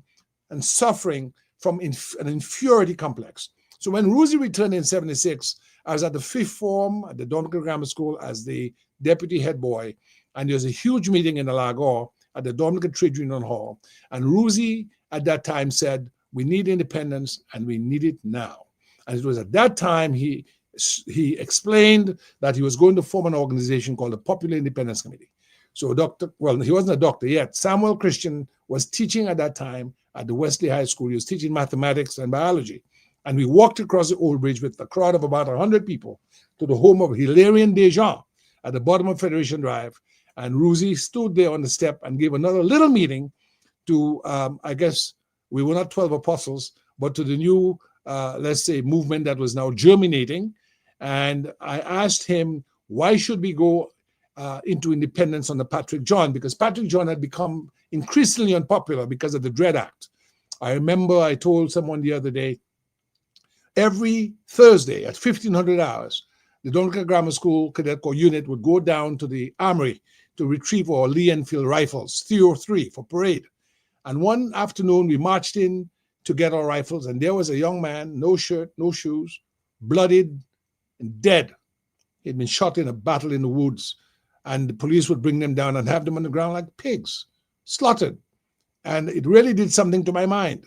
So the Labour Party was losing or had lost most of the youth support. And that's what led to 1979, 3 years later. But when he came in 76, Ruzi was staying with his brother, Mike Douglas, who was the Minister of Communication and Works of the Labour Party government, having won election in 1975, and his wonderful wife, Olivia Douglas, who was a nurse and who he had married in Jamaica, in England. She left Jamaica to study in England. And Ruzi took the view that we should support Patrick John, even if we didn't agree with everything he was doing. On the principle of independence, we should promote the idea. And Ruzi then helped us set up the Popular Independence Committee in Roseau, with people like Justice Andre. He wasn't a justice then. He was he was at Sixth Form, Alvin Bernard, Lloyd Pascal. Of course, Hilarion Dejean was the home at which we stayed. Arlington Burnett, I was happy to hear a young man from Wesley say that his teacher at Marigot was Arlington Burnett. Arlington Smiley Burnett was one of the early members of one of the very important and dynamic members of the Popular Independence Committee. And in fact, shortly after we set up the organization in Roseau, we were the PIC branch in the National Capital Area. There were branches in Portsmouth, in Grand Bay, in Marigot, not so strong, but Maho, with people like Francisco Esprit, the Dublin brothers, Agnes Esprit, Subas Esprit, of course, Damien, Desmond Dublin, and so on. In Roseau, we had people like Erickson Romaine, Lennox Noxie Waldron, Joseph Tutti Geist, Sonny Felix, Edward Lewis, Lorden Warrington. Those of us, all of us, primarily, most of us, I'd say 90% of us high school students and a few non-high school people like Erickson Romaine, we would study the Constitution that was being proposed. We wanted to institute things like the right to work, the right to associate with trade unions. We wanted to have a country where social democracy, socialism was the guiding light, because we felt that colonialism and slavery had ill-served us. We wanted to do things like geothermal. Sean, last night I shared with you some of the minutes of a 1977 meeting where we're discussing geothermal energy. This is more than 50 years ago, almost 50 years ago, I'm sorry. So Ruzi, therefore, was someone who, using his education that he had acquired at McGill University in Canada and at Sir George William University, was sharing his time, sharing his talent, and sharing his treasure with us. He was mentoring us in the principles of civic duty and studied effort. We had to study different books on national liberation and on how you build a modern economy. And we had to keep minutes. We had to operate by Robert's Rules of Order. We had to be able to learn how to move a vote of thanks. And we're just 15, 16 years old. We're young guys. And I wish that today in Dominica, we could see a return to that sort of civic leadership and that kind of education, as opposed to giving young people dope to rock around, smoking all day, all night, and rum, jump up in the street. It's a really sad state of affairs where those kinds of values that really made for our success are not being exalted as they once were by Ruzi Douglas. Yes, thank you. One thing about you, Gabriel, you're always very detailed. There, very, very important. Yeah, I want to find out a little bit more about the PIC, because I remember back in the talking about late 70s as a young boy growing up, when the alliance was formed, it was really a combination of all those. You had the PDP of Para Revere, you had PIC of Rosie Douglas, Dominica Democratic Alliance of Mike Douglas, you had Afi Martin, the Farmers Union. Tell us about the PIC. What tangible did they produce in terms of their works, their writings? What did they produce at that time? Well, I mean, you can say the PIC is still producing, because many of the people who are in leadership in the PIC, like myself and Irving, we're still there writing. We are still providing an educational basis for the building of a nation. But let me set the framework for you as to what occurred in the 1970s. So by the time Rosie returned in 1976, the movement for New Dominica, which was headquartered on Canal Lane, which had a very outstanding library, where people like Ron Green, who had attended Manhattan College. Ron Green was a pre-doctoral student at Columbia University. Ron Green had been the 400-meter hurdles champion of the entire city of New York in 1958-59. Ron Green had been sent by President Kennedy to Africa in 1962, thereabouts, in the first or second group of Peace Corps volunteers. And when he went to Africa, Ron Green became the hurdles champion, 400-meter hurdles champion of the entire nation of Nigeria. But when Ron Green came back to Dominica in 74, I was 13 years old. He had a lot of books. I'd been introduced to him by his cousin, Cecilia Green, who later became a professor of sociology at Syracuse University, Dr. Cecilia Green. I thought Ron Green was an American. I didn't know Ron Green had left Dominica on his own with a grip in his hand and a little placard around his neck that said, "My name is Ronald Milner Green. If lost and found, bring me to 157th Street, Harlem, New York." I mean, that was amazing. Ron Green went to America by himself. His father had gone before and his mother had gone before, and they sent him up. So when Ron Green came back, he looked like an American. He dressed like an American, and we saw American movies, so we knew what Americans looked like and sounded like. And I didn't know Ron was actually someone who had been born in Dominica but left as a child. So Ron was a very kind guy. He shared his knowledge with me, and he essentially was one of the main MND people in Dominica. But after the Dread Act passed in 1975, and after people like Desmond Trotter of the St. Mary's Academy had been arrested and convicted of the murder of John G. Rezek, which we thought was a setup and a sellout, and they sentenced him to hang, the MND was really in the doldrums. It was limping along because, the Dread Act, which was the Prohibited and Undesirable Societies Act, had decimated the progressive forces. So when Rosie came, there was an opening and an opportunity.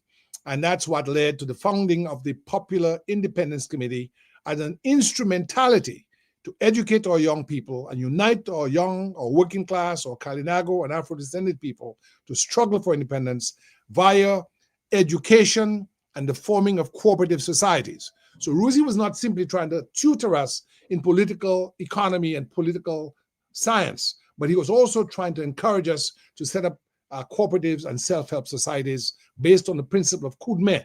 And so in the North, he set up the Northern District Agricultural Processing Society to do value adding. So Dominicans need to know that in the 1960s, not only did we have Eric Shillingford coming back and building a crackers factory at Foncolay, we also had a gentleman by the name of Leopold Emanuel, aka Money God, who had built a cannery. We had a cannery in Dominica in more than 50 years ago, canning pineapples, canning orange juice, canning grapefruit juice. That's some of the best grapefruit juice I've ever had was from Dumfruit. So Rosie wanted to revive that because he had studied agriculture at Guelph College, now Guelph University in Canada, and he wanted to not only seek political independence, but he wanted to build up agriculture and industry. And so in 76, the PIC was formed, but at the same time, in the north of Dominica, Dr. Revere, William Para Revere, had the People's Democratic Party, PDP. And so when 1979 took place, the May 29th riot, 6 months after independence or so, the political left, the Black Power left, the socialists, the Democratic Socialists under Mike Douglas had the Dominica Democratic Alliance, which had been formed after he'd been fired by Patrick John, himself and a gentleman who had gone to England like Mike, Ferdinand Parillon, were both fired in 1977, 1 year after Rosie returned, because Patrick John alleged, never proven, that they were communists planning a communist overthrow of the island. And they were both dismissed from the Labour Party government.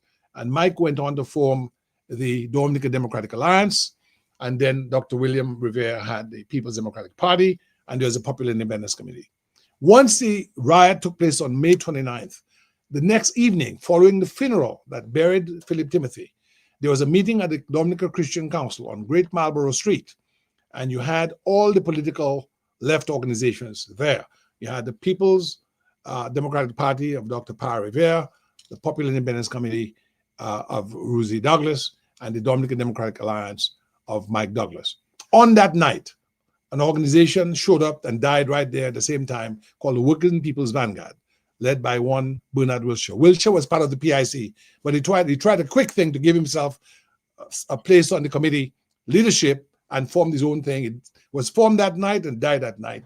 But that night, your uncle, Rosie Douglas, christened the grouping with the name Dominica Liberation Movement, which was an alliance, and it was just popularly called Alliance because it was an alliance of all the popular forces that sought to have Dominica become a proud nation where we owned the resources and we ruled in our favor. Your uncle was part of that, Michael Douglas as well. Now, Gabriel, I didn't plan to go into that too much, but I think perhaps persons who need to understand Dominica's history, that in that time, 79, so you had all these forces that came together and they formed the Dominica Liberation Movement Alliance. In fact, I remember Rosie coming back from Guadeloupe with a newspaper in his hand, printed in Guadeloupe, and Rosie was on that paper, the alliance candidate for Paybush.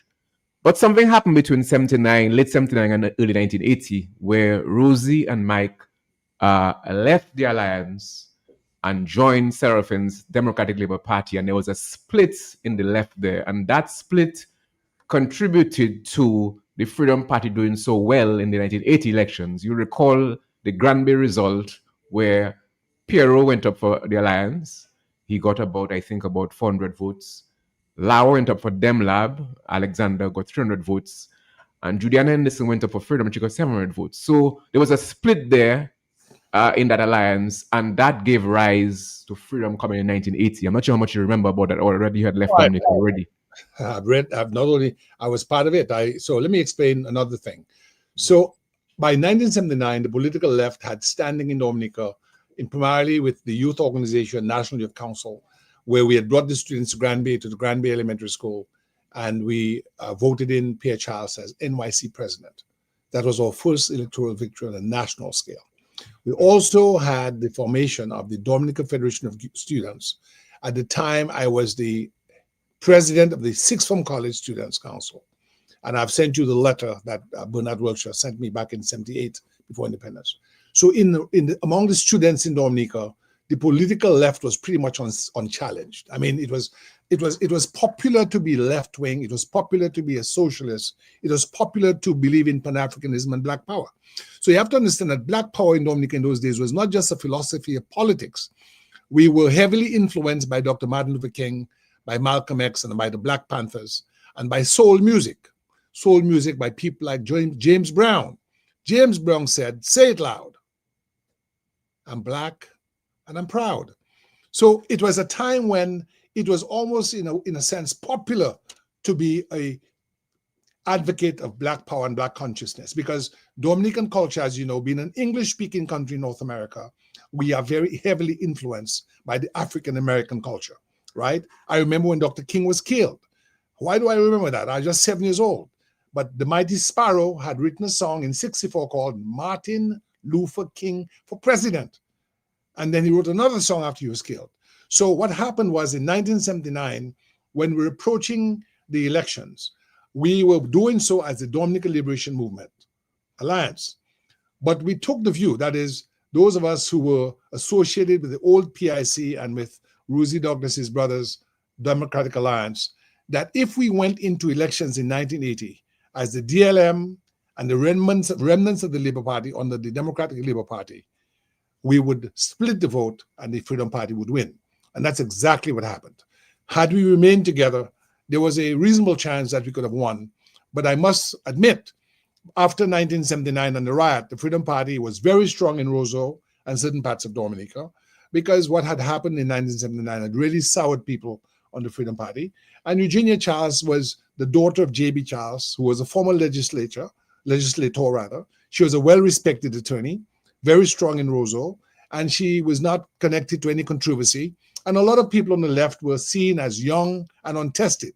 And the truth and the fact is, Dominica was still and then and now, a Christian Catholic country in North America where people read Newsweek magazine and Time magazine and were traditionally very anti-communist. Anytime you heard about anything that sounded like communism, you didn't want to associate with it. And they thought that some of those persons on the left were preaching communism, which in their mind was anathema. And so we had to be cognizant. So for instance, a lot of times your uncle, Mike Douglas, and your uncle, Rosie Douglas, were favored sometimes not because they were socialists, but because they were Zafar, RBD, and so forth. Dominica is a country where people will say to you, Sean, who's your family? They may not ask you what's your ideology, Sean. They may not even ask you where you went to school. They say, who's your family? And you'll say, oh, so-and-so. And say, oh, of course, that's my friend. Oh, that's a good family. So that's the kind of culture we have. And we have to recognize those things. So Rosie Douglas and Mike Douglas, coming from a very politically savvy family, realized that unity was important because of the schisms that the left represented and because of the traditional hostility to anything that sounded too left. And so they said that we needed to go into election as one, that is DemLab and the DLM, and the folks in the DLM who were comrades disagreed. And so the elements associated with the Dominica Democratic Alliance and the Popular Independence Committee left and supported Oliver Seraphin's Dominica Democratic Labour Party. And I became the youth league leader of the Democratic Labour Party of Oliver Seraphin. And we went into the election. We lost, but we got at least, I think, 2 seats. Mike won his seat, and Henry won his seat in Wesley. And the other No. Matthew Joseph won for DemLab in Salibia. Elford lost his seat in 80, but he won in 85. But 1980, we got a serious beating. It was 17-2-2. Conrad Tyrus, Monjohn Rivers-Sirik, Jenna Amor, Paybush, we lost. Yeah, so the Freedom Party, that was a serious strong sin, and it would take another 20 years before Labour came back into power. Indeed. Interesting history, though. But let's get back now to Rosie specifically and Cuba. Now we speak about Rosie being a visionary, and back in the late 70s, when you spoke about going to Cuba to study, early 80s, I remember Nathan telling me that there was somebody, a mother, who told her child, I'd rather burn your passport than to allow you to go to Cuba to do on a scholarship.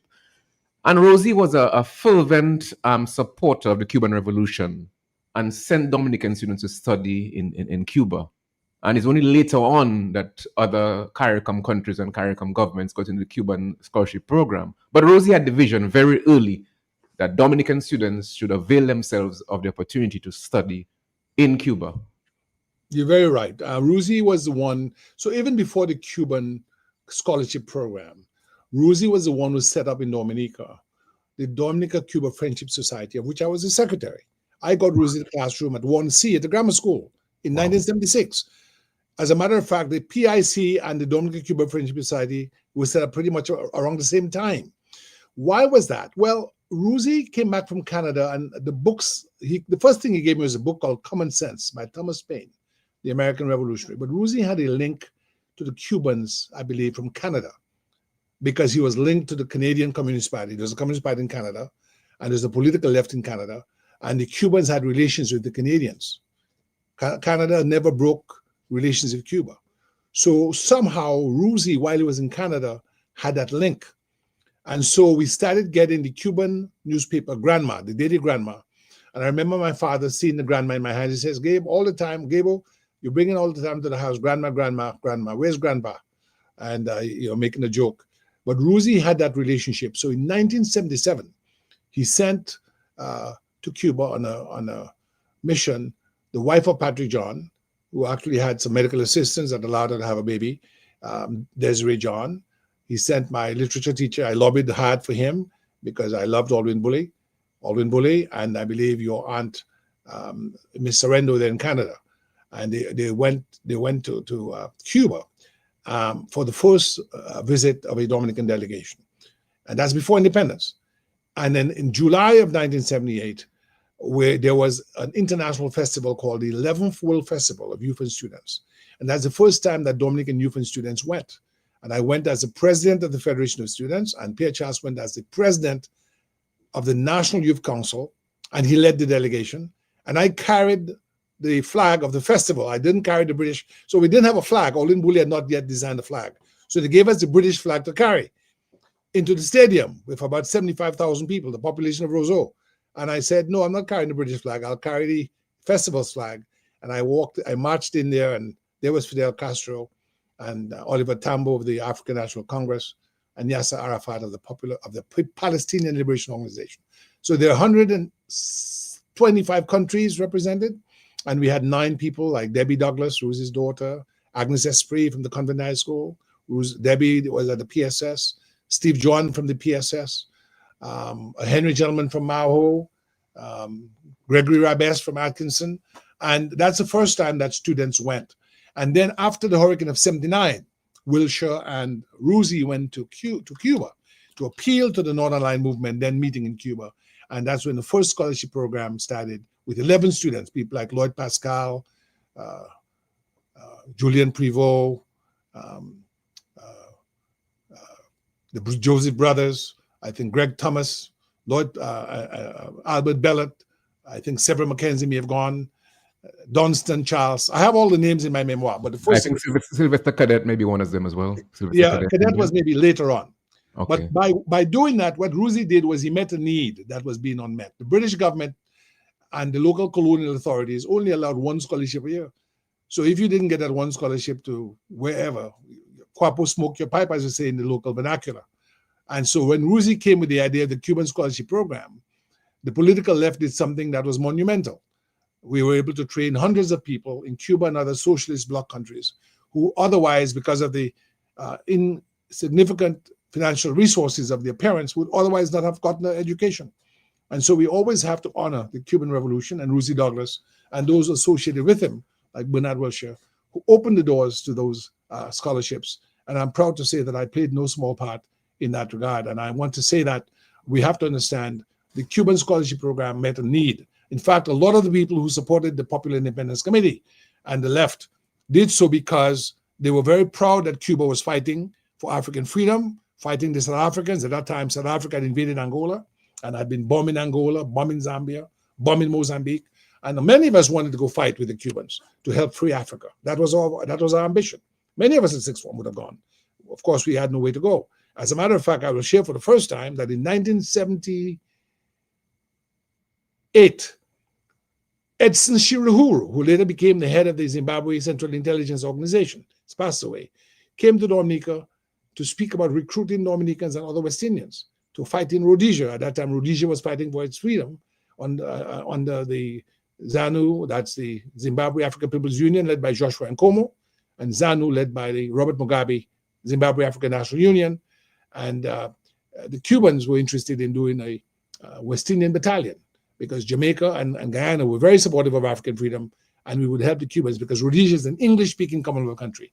And your uncle Mike Douglas said, listen, as in the Royal Air Force, and these Rhodesian Air Force pilots are very good, I don't want any Dominican young people to go to the bush in Rhodesia and to be made mincemeat of. So let's leave that alone for now. And so Edson Shirahuru was not able to recruit anyone from sixth form, but in any way, the Zimbabweans won their independence.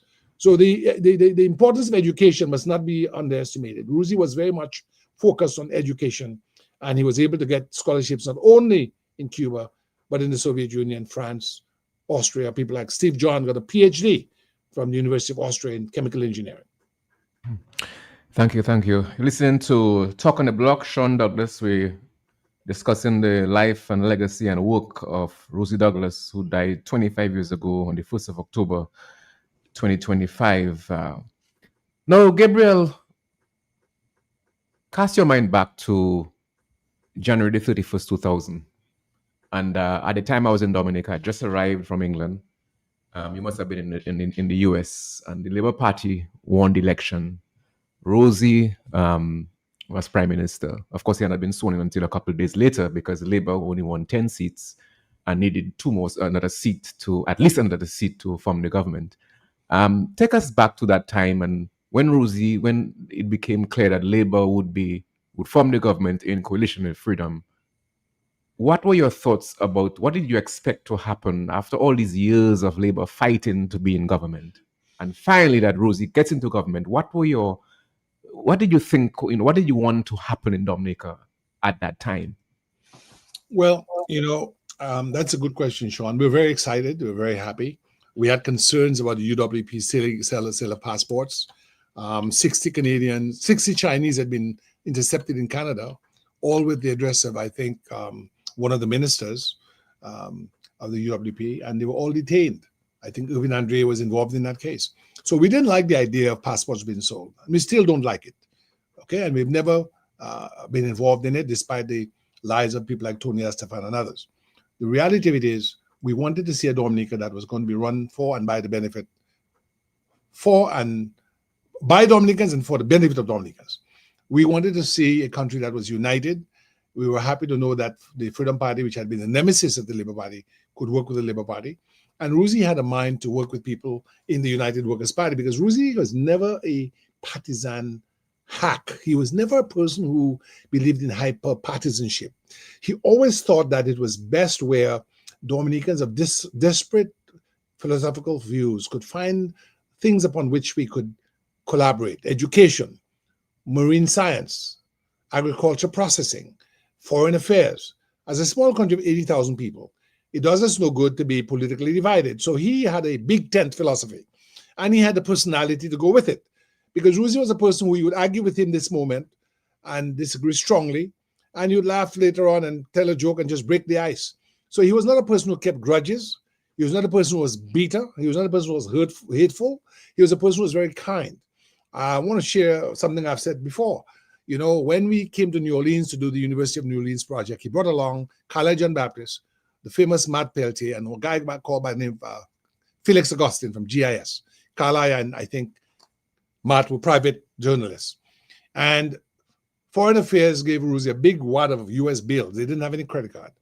And it was $750 per suite, for 3 suites per night for about 3 nights. And Rosie was livid. He was very upset. He said, "Gabe, what did you have to do with that?" I said, "I had nothing to do with this. I'm in Washington. I've arranged a visit, but Foreign Affairs is who made the hotel arrangements." He said, "Take care of that. I'm not going to, or bananas aren't making any money. I'm not going to waste the people's money on 3 suites at $750. What kind of pillowcases do they have? Are they made of gold thread?" That was his word to me. And so I went to the concierge and I started negotiating, and we got rid of of 2 of the 3 suites, and I reduced the $750 to $375. And I thought I'd done good. But when I turned back, Rosie had his hands on his head, and Rosie's telling Matt and I think Reginald Austri, who was Minister of State, "Boy, look, they're charging us $750 a night for each of the suites for 3 nights." But, I put on my court voice. He says, the way I hear Gable talking to the concierge, "How much are we going to have to pay him? I don't think we can afford to pay him for that kind of work he's done." Anyway, we got the 3 rooms cut down to 1, and we went into the suite. There were 2 beds. Rosie put Reginald Austri and Matt Peltier in 1 bed, Felix Augustine and Carlisle John Baptist in another, and he laid down on the couch. That was the kind of prime minister we had. Rosie put himself on the couch, and I left them with Rosie on the couch, at his head at a bad angle, and I put a pillowcase under his head. And snoring. Yeah. Sorry. No, go ahead. Yeah, he did snore, but Rosie was a person who, had no sort of arrogance and fancy clothes and so on. I actually took him to Jose Banks to buy him a blazer and gray pants and shoes, because I didn't like the shoes he had. It was good shoes, but it didn't look prime ministerial. But I remembered Rosie's kindness to me when I was going to Cuba. I had a suede boots on and it hit a stone. It was opened a little bit. Rosie said, "You can't go to Cuba with a shoe like that, Gabriel. You're the president of the Federation of Students. Come here with me." He took me to his Ford F-150, and he took almost a brand new pair of Clark's boots that he must have brought from Canada. And he says, "Listen, when you go to Cuba and you fix your shoes, give those to Steve John from Portsmouth, because his shoes are worse than yours." So that was the kind of thing Rosie would do. He would give you his shoes and his clothes and so on to wear. So Ruzi was a guy, therefore, who walked in the spirit of Jesus Christ.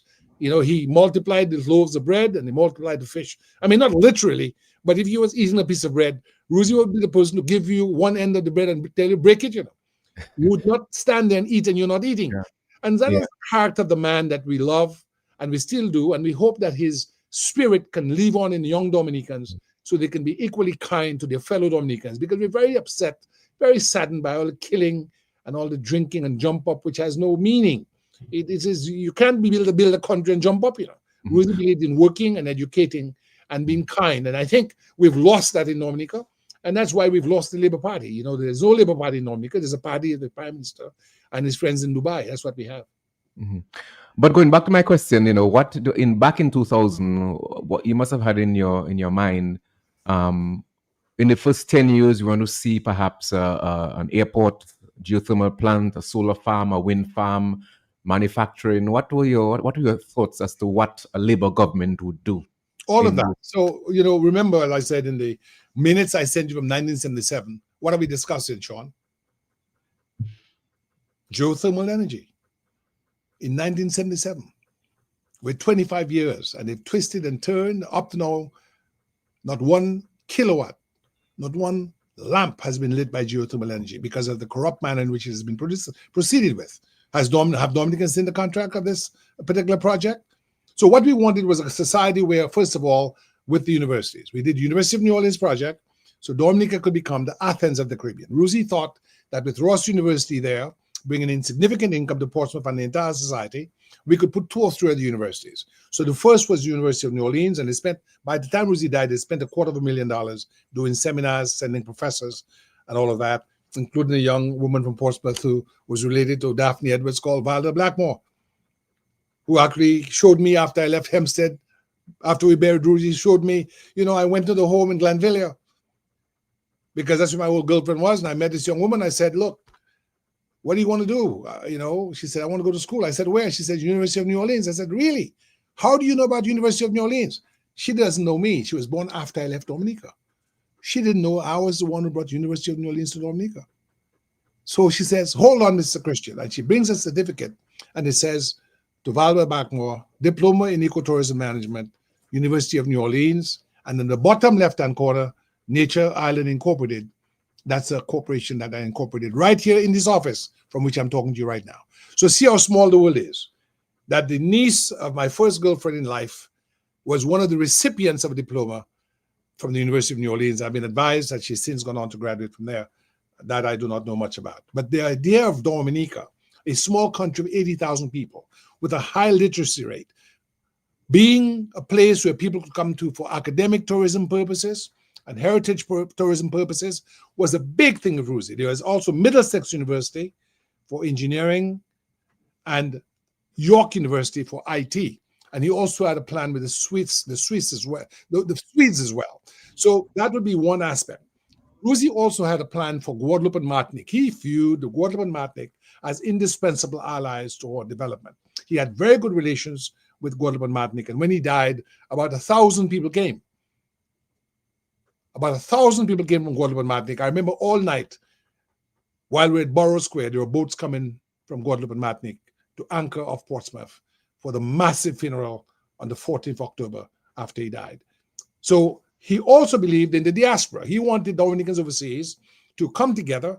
And so we formed the Dominica Academy of Arts and Sciences, led by the distinguished late Dominican botanist, Dr. Clayton Shillingford. So we could marry our intellectual resources and partner those resources with development projects on Dominica. What do we have now? They only look at the diaspora when there's an election time or when you want people to come and jump up for 3 days at the Windsor Park, and then all they have to show is a hangover, no physics laboratory, no botany laboratory, no Institute of Plant Science. Those were the things Ruzi wanted to see. And so once he passed away, we did do the Dominica Sustainable Energy Corporation. We did buy in Oklahoma the first wind turbine, and we got 6 others through an Organization of American States project. We had wind turbines in Marigot, at the Carib Territory. All of those things, Dominicans overseas who are engineers, who are economists like Dr. Fontaine, Dr. Bevin Etienne, Dexter Newton from La Plaine, all of us working together to build the country. But now you find the government was not interested in honest partnership. They saw the diaspora only as an entity to get votes from and to come and help maybe after hurricane, but not to be equal partners in the development of our beloved island. So Ruzi's mental framework was heritage and academic tourism, Dominica, the Athens of the Caribbean, an advanced agro-industry where we're doing processing, an advanced water bottling center, relations with Africa, relationships with the African diaspora. And on the 16th of October, it was his plan to announce in Washington at the Million Family March that he was offer citizenship to all African Americans. He said to me, Gable, there are 40 million, there are almost 30 million at that time, now 43, but it was 30 million African Americans 25 years ago. If 100,000 become regular visitors to Dominica and bring their money, we don't have to sell any passports to anybody. So Ruzi had that vision, and he brought Martin Luther King III to Dominica. Are you aware of that, Sean? Of course, yes. Dominica is a country in history that had the first Martin Luther King Day outside the United States. Are Dominicans aware of that? Has this government continued that? Now, Gabriel, a lot of what Rosie was talking about, Rose, as you know, as we said repeatedly, was somebody who he had no time for wealth accumulation. You know, when Rosie came to London when I was there, I took him shopping many times. I took him to Coes, places that he did not know about. Walthamstow Market, Petticoat Lane, East Street Market, all kind of places. And, you know, not once did Rosie ever buy something for himself. It was always for people, cricket bats for somebody or netball, whatever, uniform or whatever. Never bought things for himself. That's what he was like. And you look at that and you compare that to what's happening right now. And you say to yourself, wait a minute, this is a man who said in 2000 when he was sworn in, we want to evolve a political culture that is intolerant to corruption. And when I read the story of what happened in Singapore under Lee Kuan Yew, you know, and I ask myself, you know, that's the Dominica Rosie wanted to build, and a country where there was honesty, transparency, openness, and a zero tolerance to corruption. And look at what has happened and what is happening now. It's a tragedy of epic proportions, Gabriel. Mr. Douglas, let me ask you a question. If I give you a book on chemistry, on history, on physics, on governance as a gift, would you say I hate you? Of course not. Okay. Rosie's first gift to me was not some rum, you know, or ticket to Creole Festival. It was a book called Common Sense.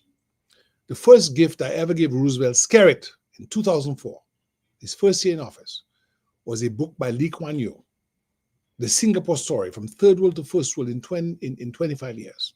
I said, Prime Minister, read it. Why did I give him a book on Lee Kuan Yew? I buy everything and I read everything I can on Lee Kuan Yew because he made a country that's smaller than Dominica, that has none of our rivers, an advanced country that ended up loaning money to countries that are 20, 50, 60 times bigger than it. So Singapore today is the model we should be looking to emulate, not only in what it has done with its human resource, which is what it has. It has no silver and gold, it has no oil, but it's an advanced society with a clean government. The first person that Lee Kuan Yew, the Prime Minister of Singapore, had investigated by its Integrity Commission was his own family. His own family. And so that's what you can do when you have clean government. But when you have offshore banks, as attested to in the Paolo Zampoli affidavit before the court in the Southern District of New York, that there's a Dominican bank in Switzerland and there's a network of offshore banks. Where are we going? Where are we going as a country? Dominica will never thrive. It will never survive until we eradicate the rot of corruption in office that is now rampant. And there's no two ways about it. No matter, you can have 10,000 Creole festivals. You can give folks all the dope and all the rum you want and have them jump up in the hot sun with a red hat, blowing a red horn, playing the fool. We're not going to make any progress with that kind of conduct. It's foolish. You know what's the hypocritical about people like Mia Motley and others? To talk about Pan-Africanism, that's good.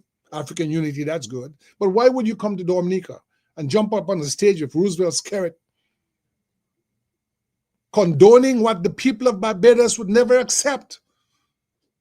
Sean Douglas, do you think the people of Barbados would accept the rampant and reckless sale of passports as we have in Dominica? Do you Well, think the Bajans are not selling passports. Ralph is not selling passports. I see. You could have fooled me, Sean. I must be dreaming. I thought Mia Motley sold passports. Thank you for correcting me, sir. Yeah. So Gabriel, I want to go to take a short break and we'll come back and then perhaps we could take some calls. So I just want to take a short break. So just be stand by. I want to take a short break and then we will we'll come back in a few minutes. Boombox, we now carry and are fully stocked in granola fertilizers. Urea 46%, great for leafy green 15-15-15, great for all vegetables or young fruit trees 20-20-20, best for foliar spray and seedings and small vegetables 12-12-17, great for tree crops or flowering vegetables and fruits 12-24-12, root crop fertilizer like dasheen and white potato 12-4-28, great for tree crops or flowering vegetables and fruits. Red potash for fruit trees and vegetables. All the fertilizers you need are available at Boombox, located on Federation Drive, Goodwill, second property on the right after the Valley League Road. Your one-stop shop for everything that grows. Let's bloom together. And carry, cash and carry, and carry, cash and carry. Carry, we offer the finest selection of products that cater to your every need, from groceries to household essentials. Our shelves are stocked with quality items that are sure to impress. And guess what? We're not just great for wholesale, we're also your go-to place for all your food service needs. Located right opposite the Immigration Department on King George V Street in Roseau, we take pride in providing you with an unforgettable shopping experience. Our friendly staff is here to assist you in each and every step of the way. Ready to place an order or have a question? Call us at 316-0184 or 255-6823. And carry, cash and carry, and carry, cash and carry. We can Looking for a quiet, relaxing place to stay? Call Porter's Place Guest House. Leaving the office late and need somewhere close to town? Call Porter's Place Guest House. Have business clients coming in and need accommodation? Call Porter's Place Guest House. Looking for group accommodation? Call Porter's Place Guest House. Located at 37 Goodwill Road in Portersville, upstairs ACS Supermarket. Enjoy our semi-self-contained rooms with private washroom, bathroom, Wi-Fi, air condition, cable network, mini refrigerator, all in a non-smoking environment. Call or WhatsApp at 1767-275-1899 or email us at info@portersplaceguesthouse.com to make your reservations. Porter's Place, your home away from home. Fit for a king, a queen, and all their royal subjects. We are in the hurricane season. After the storm, the real strength shows. Help your neighbor, share supplies. Sometimes the fastest way to recover is together. At Eastside Trading Limited, we are making a difference for you. Welcome back to Talk on the Block. Our discussion this afternoon on Rosie Douglas, Dominica's fifth Prime Minister, who passed away 25 years ago. Time really has flown and flown very quickly. We have a special guest, second guest, Mr. Gabriel Christian. Early on, we had Dr. Irvin Andre. We have about 10 more minutes, and I always like the callers to make their contribution. So the numbers to call, 449-3095, 449-3096, 449-3097, 616-4257. So welcome the callers. A few calls. Try to keep your calls as brief as possible. Make your points strongly, but make them as brief as possible. So let's see who we get on the line here. Good afternoon, caller. You're live. We Talk on the Block. Yeah, good afternoon, sir. Hi, caller. I had the privilege of visiting Rosie Douglas when he was in Ashambo Institution because my older brother Thomas was his good friend. So I drove along with him and went to visit Rosie and learned a lot about him. It was the first time I'd really met him as an adult. And then some years go by, Rosie comes back, my brother comes to visit him, he takes the commissioner, the Canadian commissioner, to see Ruzi at that famous Red House. The guys are playing dominoes downstairs. My brother hails one of the guys to go get Ruzi. Ruzi comes down in his underwear. My brother signals to him. He sees the Canadian commissioner. He runs back upstairs and comes back down a little more decent. So the guy, you could see the shock on the Canadian commissioner's face. Anyway, on a subsequent day, we drove out. You know, Ruzi always liked to show people his little flowers down the road there. And while we're driving, Ruzi says, "Tomboy, them fellas have me by the balls." That was the exact quote. And I was like, "What?" My brother says, "Who?" And Ruzi mentions those two famous names that everybody should be able to guess easily without me saying it. And he mentioned some of the reasons why they were pressing him. And it's all about materialism, materialism, materialism. And as you said, Ruzi had really none of that. He was just there to serve the people. Enough said, sir. Good afternoon. Thank you, caller. Thank you very much. Okay, we'll take as many calls as possible. Keep the calls brief. Let's say a call on line 1. Good afternoon, caller. You're live. Yeah, hello, good afternoon. Yes, caller. Go right ahead. Yeah, man, good afternoon, Mr. Christian and Mr. Sean Douglas. Yeah, it's a long time. Welcome back. Good afternoon. Yeah. Oh, good. Mr. Skerritt and Mr. Rosie Douglas. Mr. Skerritt, can I see Mr. Rosie Douglas? Mr. Skerritt is a wicked prime minister. He's a guy, he just money behind material things, poverty, as Rosie in Dominica. 45% of the country goes to bed without a meal. While he wears $10,000 shoe and $20,000 shirt. This guy is a wicked guy. He came in for material things. He came in empty-handed, and he's a wicked and malicious prime minister. He's the worst prime minister Dominica has ever seen. Thank you, caller. And this guy needs to go. Dominica, all over you pass, people saying Dominica is in shambles. Dominica, everybody, people crying. I was in a supermarket the other day, and a nurse, I had to help out Mr. Douglas. Put money and help out a nurse, and this guy is a wicked guy. 30% on his salary, 3%, all kind of salary. He's a wicked prime minister. Thank you, caller. Thank you. Thank you. I get your point. Thank you, caller. You know, Gabriel, are you still there? Yes, I am. Yeah, Gabriel, I'm a student of politics, a student of Dominican politics and Dominican history.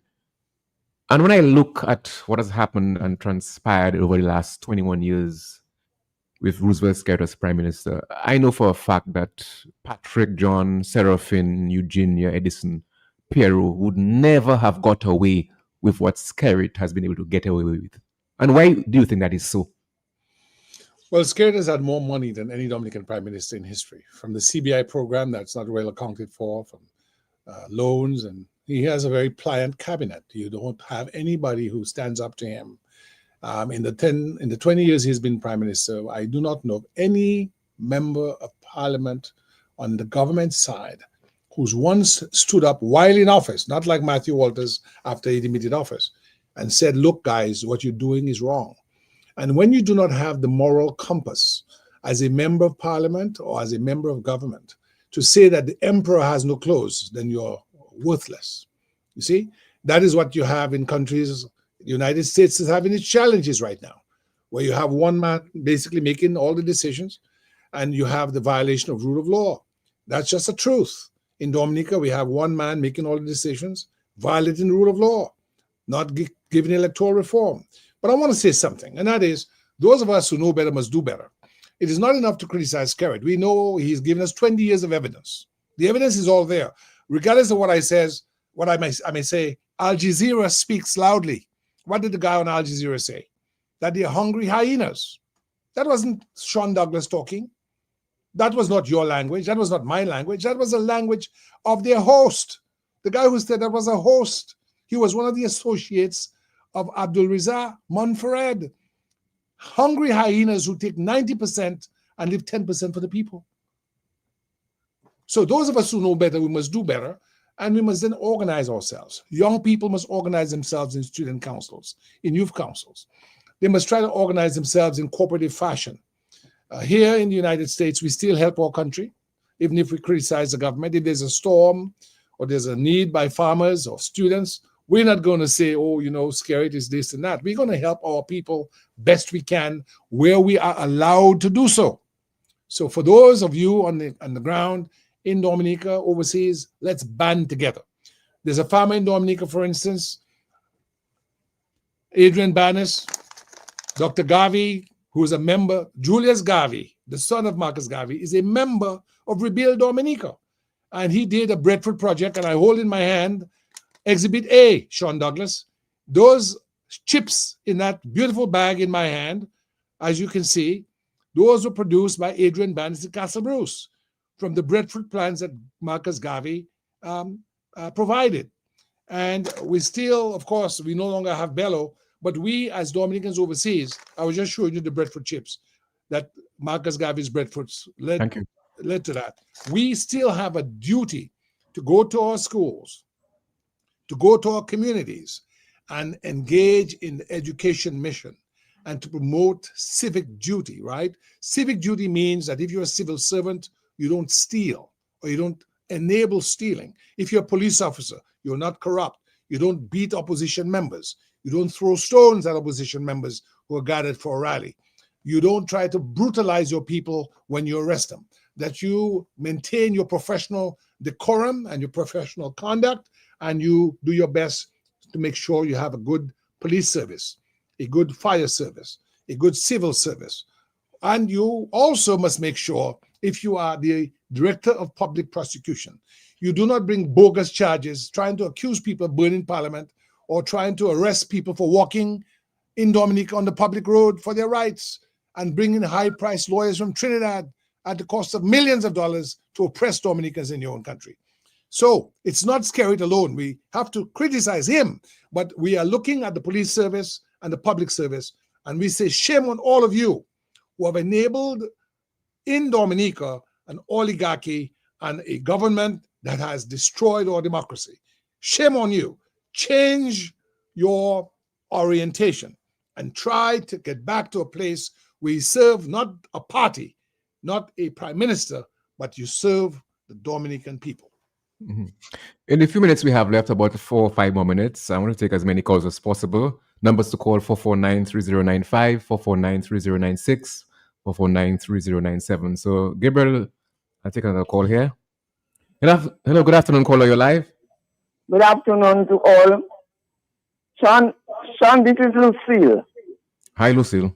I worked at the hospital, and after the election, 2 days before Rosie left, he came up to the hospital, I don't know, to do something. But he was on the corridor, walking down the corridor. I called him, we talked. I tell him, how come you're on the corridor by yourself? He tell me I was born alone, I'm not a twin. So then now I walk down the corridor up to by the lab. And then I see his transport is only one police on board the transport. And that was the last time I spoke to Rosie, until on the 1st of October I was locking my door in Rosie to go to Salisbury Street. Mm-hmm. And I heard the news. I go back inside. I never reached his top to a delight. This was a kind man. That was a good man. Not what they have there now. Thank you. Thank you. Yes, again, numbers to call. We have a few more minutes. We'll take as many calls as possible. A few more minutes. I want to come back towards the end to have Gabriel's closing remarks. Numbers to call: 449-3095, 449-3096, 449-3097. Gabriel, some people say that because you had a good relationship with Skerrit for quite a few years after Rosie died, and some people argue and they say it's because you didn't get what you wanted. Don't be too detailed. Just be very brief in your answer, given our time constraints. Well, those are the lies that liars tell. I mean, it's just the Christian family's name is well known in Dominica as a family of service. We are not thieves. We do not lie, cheat, and steal. All we've done for Dominica is voluntary service. When we were civil servants, when I taught school, the people I taught like Simeon Joseph and Errol Emmanuel and Val Coffey, they will tell you we're honest people. We don't condone crime. You see, we come from a law enforcement family. My father, my grandfather were police officers. My grandfather was an Antiguan police officer who came to Dominica in 1914. We don't steal. We don't lie. Our father would tell us, Sean, that if you caught us doing a crime, he'd arrest us himself. You wouldn't wait for the police. So what happened in 2008 when I broke with the government was that they gave the rights to geothermal development to a company called Westinian Power, owned by some Russian offshore bank. This is something the Prime Minister said he'd vowed to me he'd never do. 20 years later, they've now given the resource to an Israeli company. No contractual review with the public, no public involvement, no sort of who did the contract? What are the terms of the contract? Is it true that they have 25-year exclusivity? Those are the kinds of things that we criticize then and still. Israel would not let a company come to Israel and dominate its energy sector. China would not allow a country to come to China and dominate its major infrastructure development projects. Chinese build China. Israelis build Israel. And Dominicans used to be able to work on major projects like the RBD Cinema and the Carib Cinema and the Ministerial Building and the police headquarters. All of a sudden, we don't know how to work. Under this regime, they have so disrespected Dominicans that young boys and girls are lazy because all the major projects go to their friends and family or those overseas. And so the country, therefore, is not able to retain capital, even the capital that comes from the passport sales, because the way that an economy develops is for you to have internal capacity. So when you spend a dollar, that dollar goes from Sean Douglas to a store owned by another Dominican, to a doctor who's a Dominican, to a laundromat that's a Dominican, to a small farm that's Dominican, to a factory that's Dominican, and that dollar recycles 1, 2, 3, 4, 5 times in the economy. Today, they're building hotels. Whose names are on those hotels? If they are built with passport money, shouldn't they be in the names of Dominicans or Dominica Trust Fund? No, they're in the names of private people. So everything is about extorting from Dominica and putting it offshore, taking from Dominicans and putting it offshore. And that's why Dominicans are suffering, because the money that's been generated by the CBI program, which is very opaque and is not properly accounted for, those funds end up overseas in the Kempinski Hotel, $130 million. Divided in US before the hotel was even finished. So we have to understand that we broke from the government on the issue of the geothermal resource. We are saying that the energy resources of Dominica must be developed with foreign assistance where necessary, where we don't have the competence, but we must make sure that we are at the commanding heights, that the legal review must be done in a way, and the procurement must be done in a way that not only respects best principles of procurement law, but it respects the national interest. Because what has happened is, Sean, the Dominican working class and the Dominican middle class have been marginalized. The middle class has been almost eradicated. So you have no new entrepreneurial class of Dominican ownership. That's true. No new class of Dominican business owners and factory owners. What they've developed is a system of handouts through the NEP, which is never-ending poverty. Okay, let's take one more call before we close, bring this discussion to a close. One more call. Hello, good afternoon, caller. You're the final caller this afternoon. Yeah, Sean, everybody has been marginalized, not the middle class, not all classes. And I'll give you an example. When Roosevelt is going through a place like Maho, he asked the police officer to stop, give an ordinary citizen a ride in the state car. Unlike Roosevelt's carrot, Ian Douglas has to sit there. Roosevelt's carrot is going to Parliament, goes through Portsmouth and passes him straight, and he has to find his way. This is the difference between these two men we're talking about, Sean. Not that. Thank you. Thank you, caller. Gabriel, as you're about to close this afternoon, 25 years since Rosie died. You know, you were in Dominica recently, and you come to Dominica on a regular basis. And I'm sure you would agree, based on your last visit, that this is the worst that Dominica has been. Certainly in the last 40 to 50 years, from my experience, it's the worst that the country has been in all areas. As for the economy basically is worse than flatline. We are badly off. And I say to myself, you know, if Rosie were alive today, what would he be asking some of people like you and me and his disciples to do and Dominicans to do, given the gravity of the economic crisis that we're in, of course, worsened by external factors, but we're in a bad way right now. So in your closing remarks, just address some of those issues. I want to say something as someone who's involved in the independence movement, and I don't want anybody to misunderstand what I'm going to say. We had more honesty among Dominicans. We had more efficiency in government. We had more honesty in government. We had more productivity in Dominica when we were an associated state of Britain. That is not to say we should not have gone for independence, but I just want to state a fact. We had more factories in Dominica, and Dominicans had much more dignity and pride in their affairs. Now you have some Dominicans saying that if the prime minister gets some money from somewhere and he's the one who got the money, he can take a little bit of it. It shows that we have lost the moral high ground on Dominica. So when I come to Dominica, it's very painful for me because I see all the begging. When I was in Roseau growing up, only one or two beggars we had, Harold, Susie Musi, and Marco, Marco also would not beg all the time, only sometimes, because he had a cart he used to pull, load, and so on. So the kind of depraved condition I see young people on drugs and begging, we did not have that. So our duty now must be to use our time, our talent, and our treasure to educate our people, to promote civic education in our schools, to encourage our people in the diaspora to stop being hypocrites, to come and vote for a government where they reside in the Virgin Islands or the United States. The things that are being done in Dominica would not be tolerated.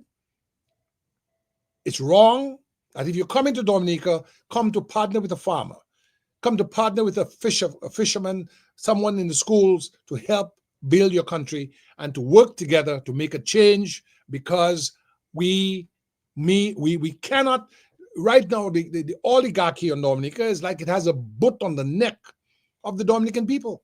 Dominicans are gasping for air. They cannot breathe. Dominicans cannot breathe. They've lost their freedom of speech in many respects. If they are in a government job, they're afraid if they criticize, they lose their job. So we need to cease and desist from this kind of undemocratic, dictatorial backwardness that has made it difficult for boys and girls to stay in Dominica and live and prosper in their home. We intend to come back to Dominica. We returned to Dominica actually in 2002 and built a home in 2003. And we continue through Pontcasse Press, through Rebuild Dominica, through the cadet program, through different means to keep on making our contribution. So all I am saying is do not be despaired, do not lose faith, do not give up hope. We love Dominica. We want all Dominicans to love Dominica and to live in the spirit of kindness and patriotism that was exemplified by the life and the legacy of the late, great brother, Rosie Douglas. God bless him and his legacy always. Thank you, Gabriel. Thank you for that. Thank you for that. I appreciate that. So that's I don't want to forget Mike, because without Mike, there would have been no Rosie. Rosie was provided an enabling environment by Mike, because when I met Rosie at 15, he was at Mike's home in Zikak. And Mike was a very kind man as well. He never sought to use his position to enrich himself and his family. In fact, Rosie and Mike gave all that they had to our people. And that's why we shall never forget them. Gabriel, I'd like to thank you very much this afternoon for coming on this program to discuss the life and times and the legacy of Rosie Douglas. It's a very painful time for me. The 15th will be what would have been Rosie's 84th birthday. But I'm glad for me coming on this program and discussing Rosie, it's my way of bringing closure and helping to come to terms with the fact that even after 25 years, there's still some pain. And I think it was important that Dominicans got to understand the man a little bit more, because as I said earlier, before Dr. Andre came on, there's a lot about Rosie that people misunderstood. And I hope that in the course of the last hour and a half, 2 hours, that Dominicans and Dominicans outside of Dominica, that they understand who the man Rosie Douglas was. And I just hope going forward that some of his ideals, some of his ideas and principles, we could use that to help to build a better Dominica.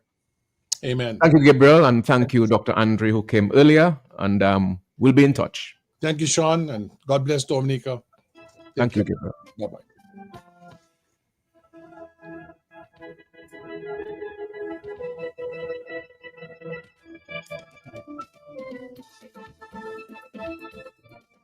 Yes.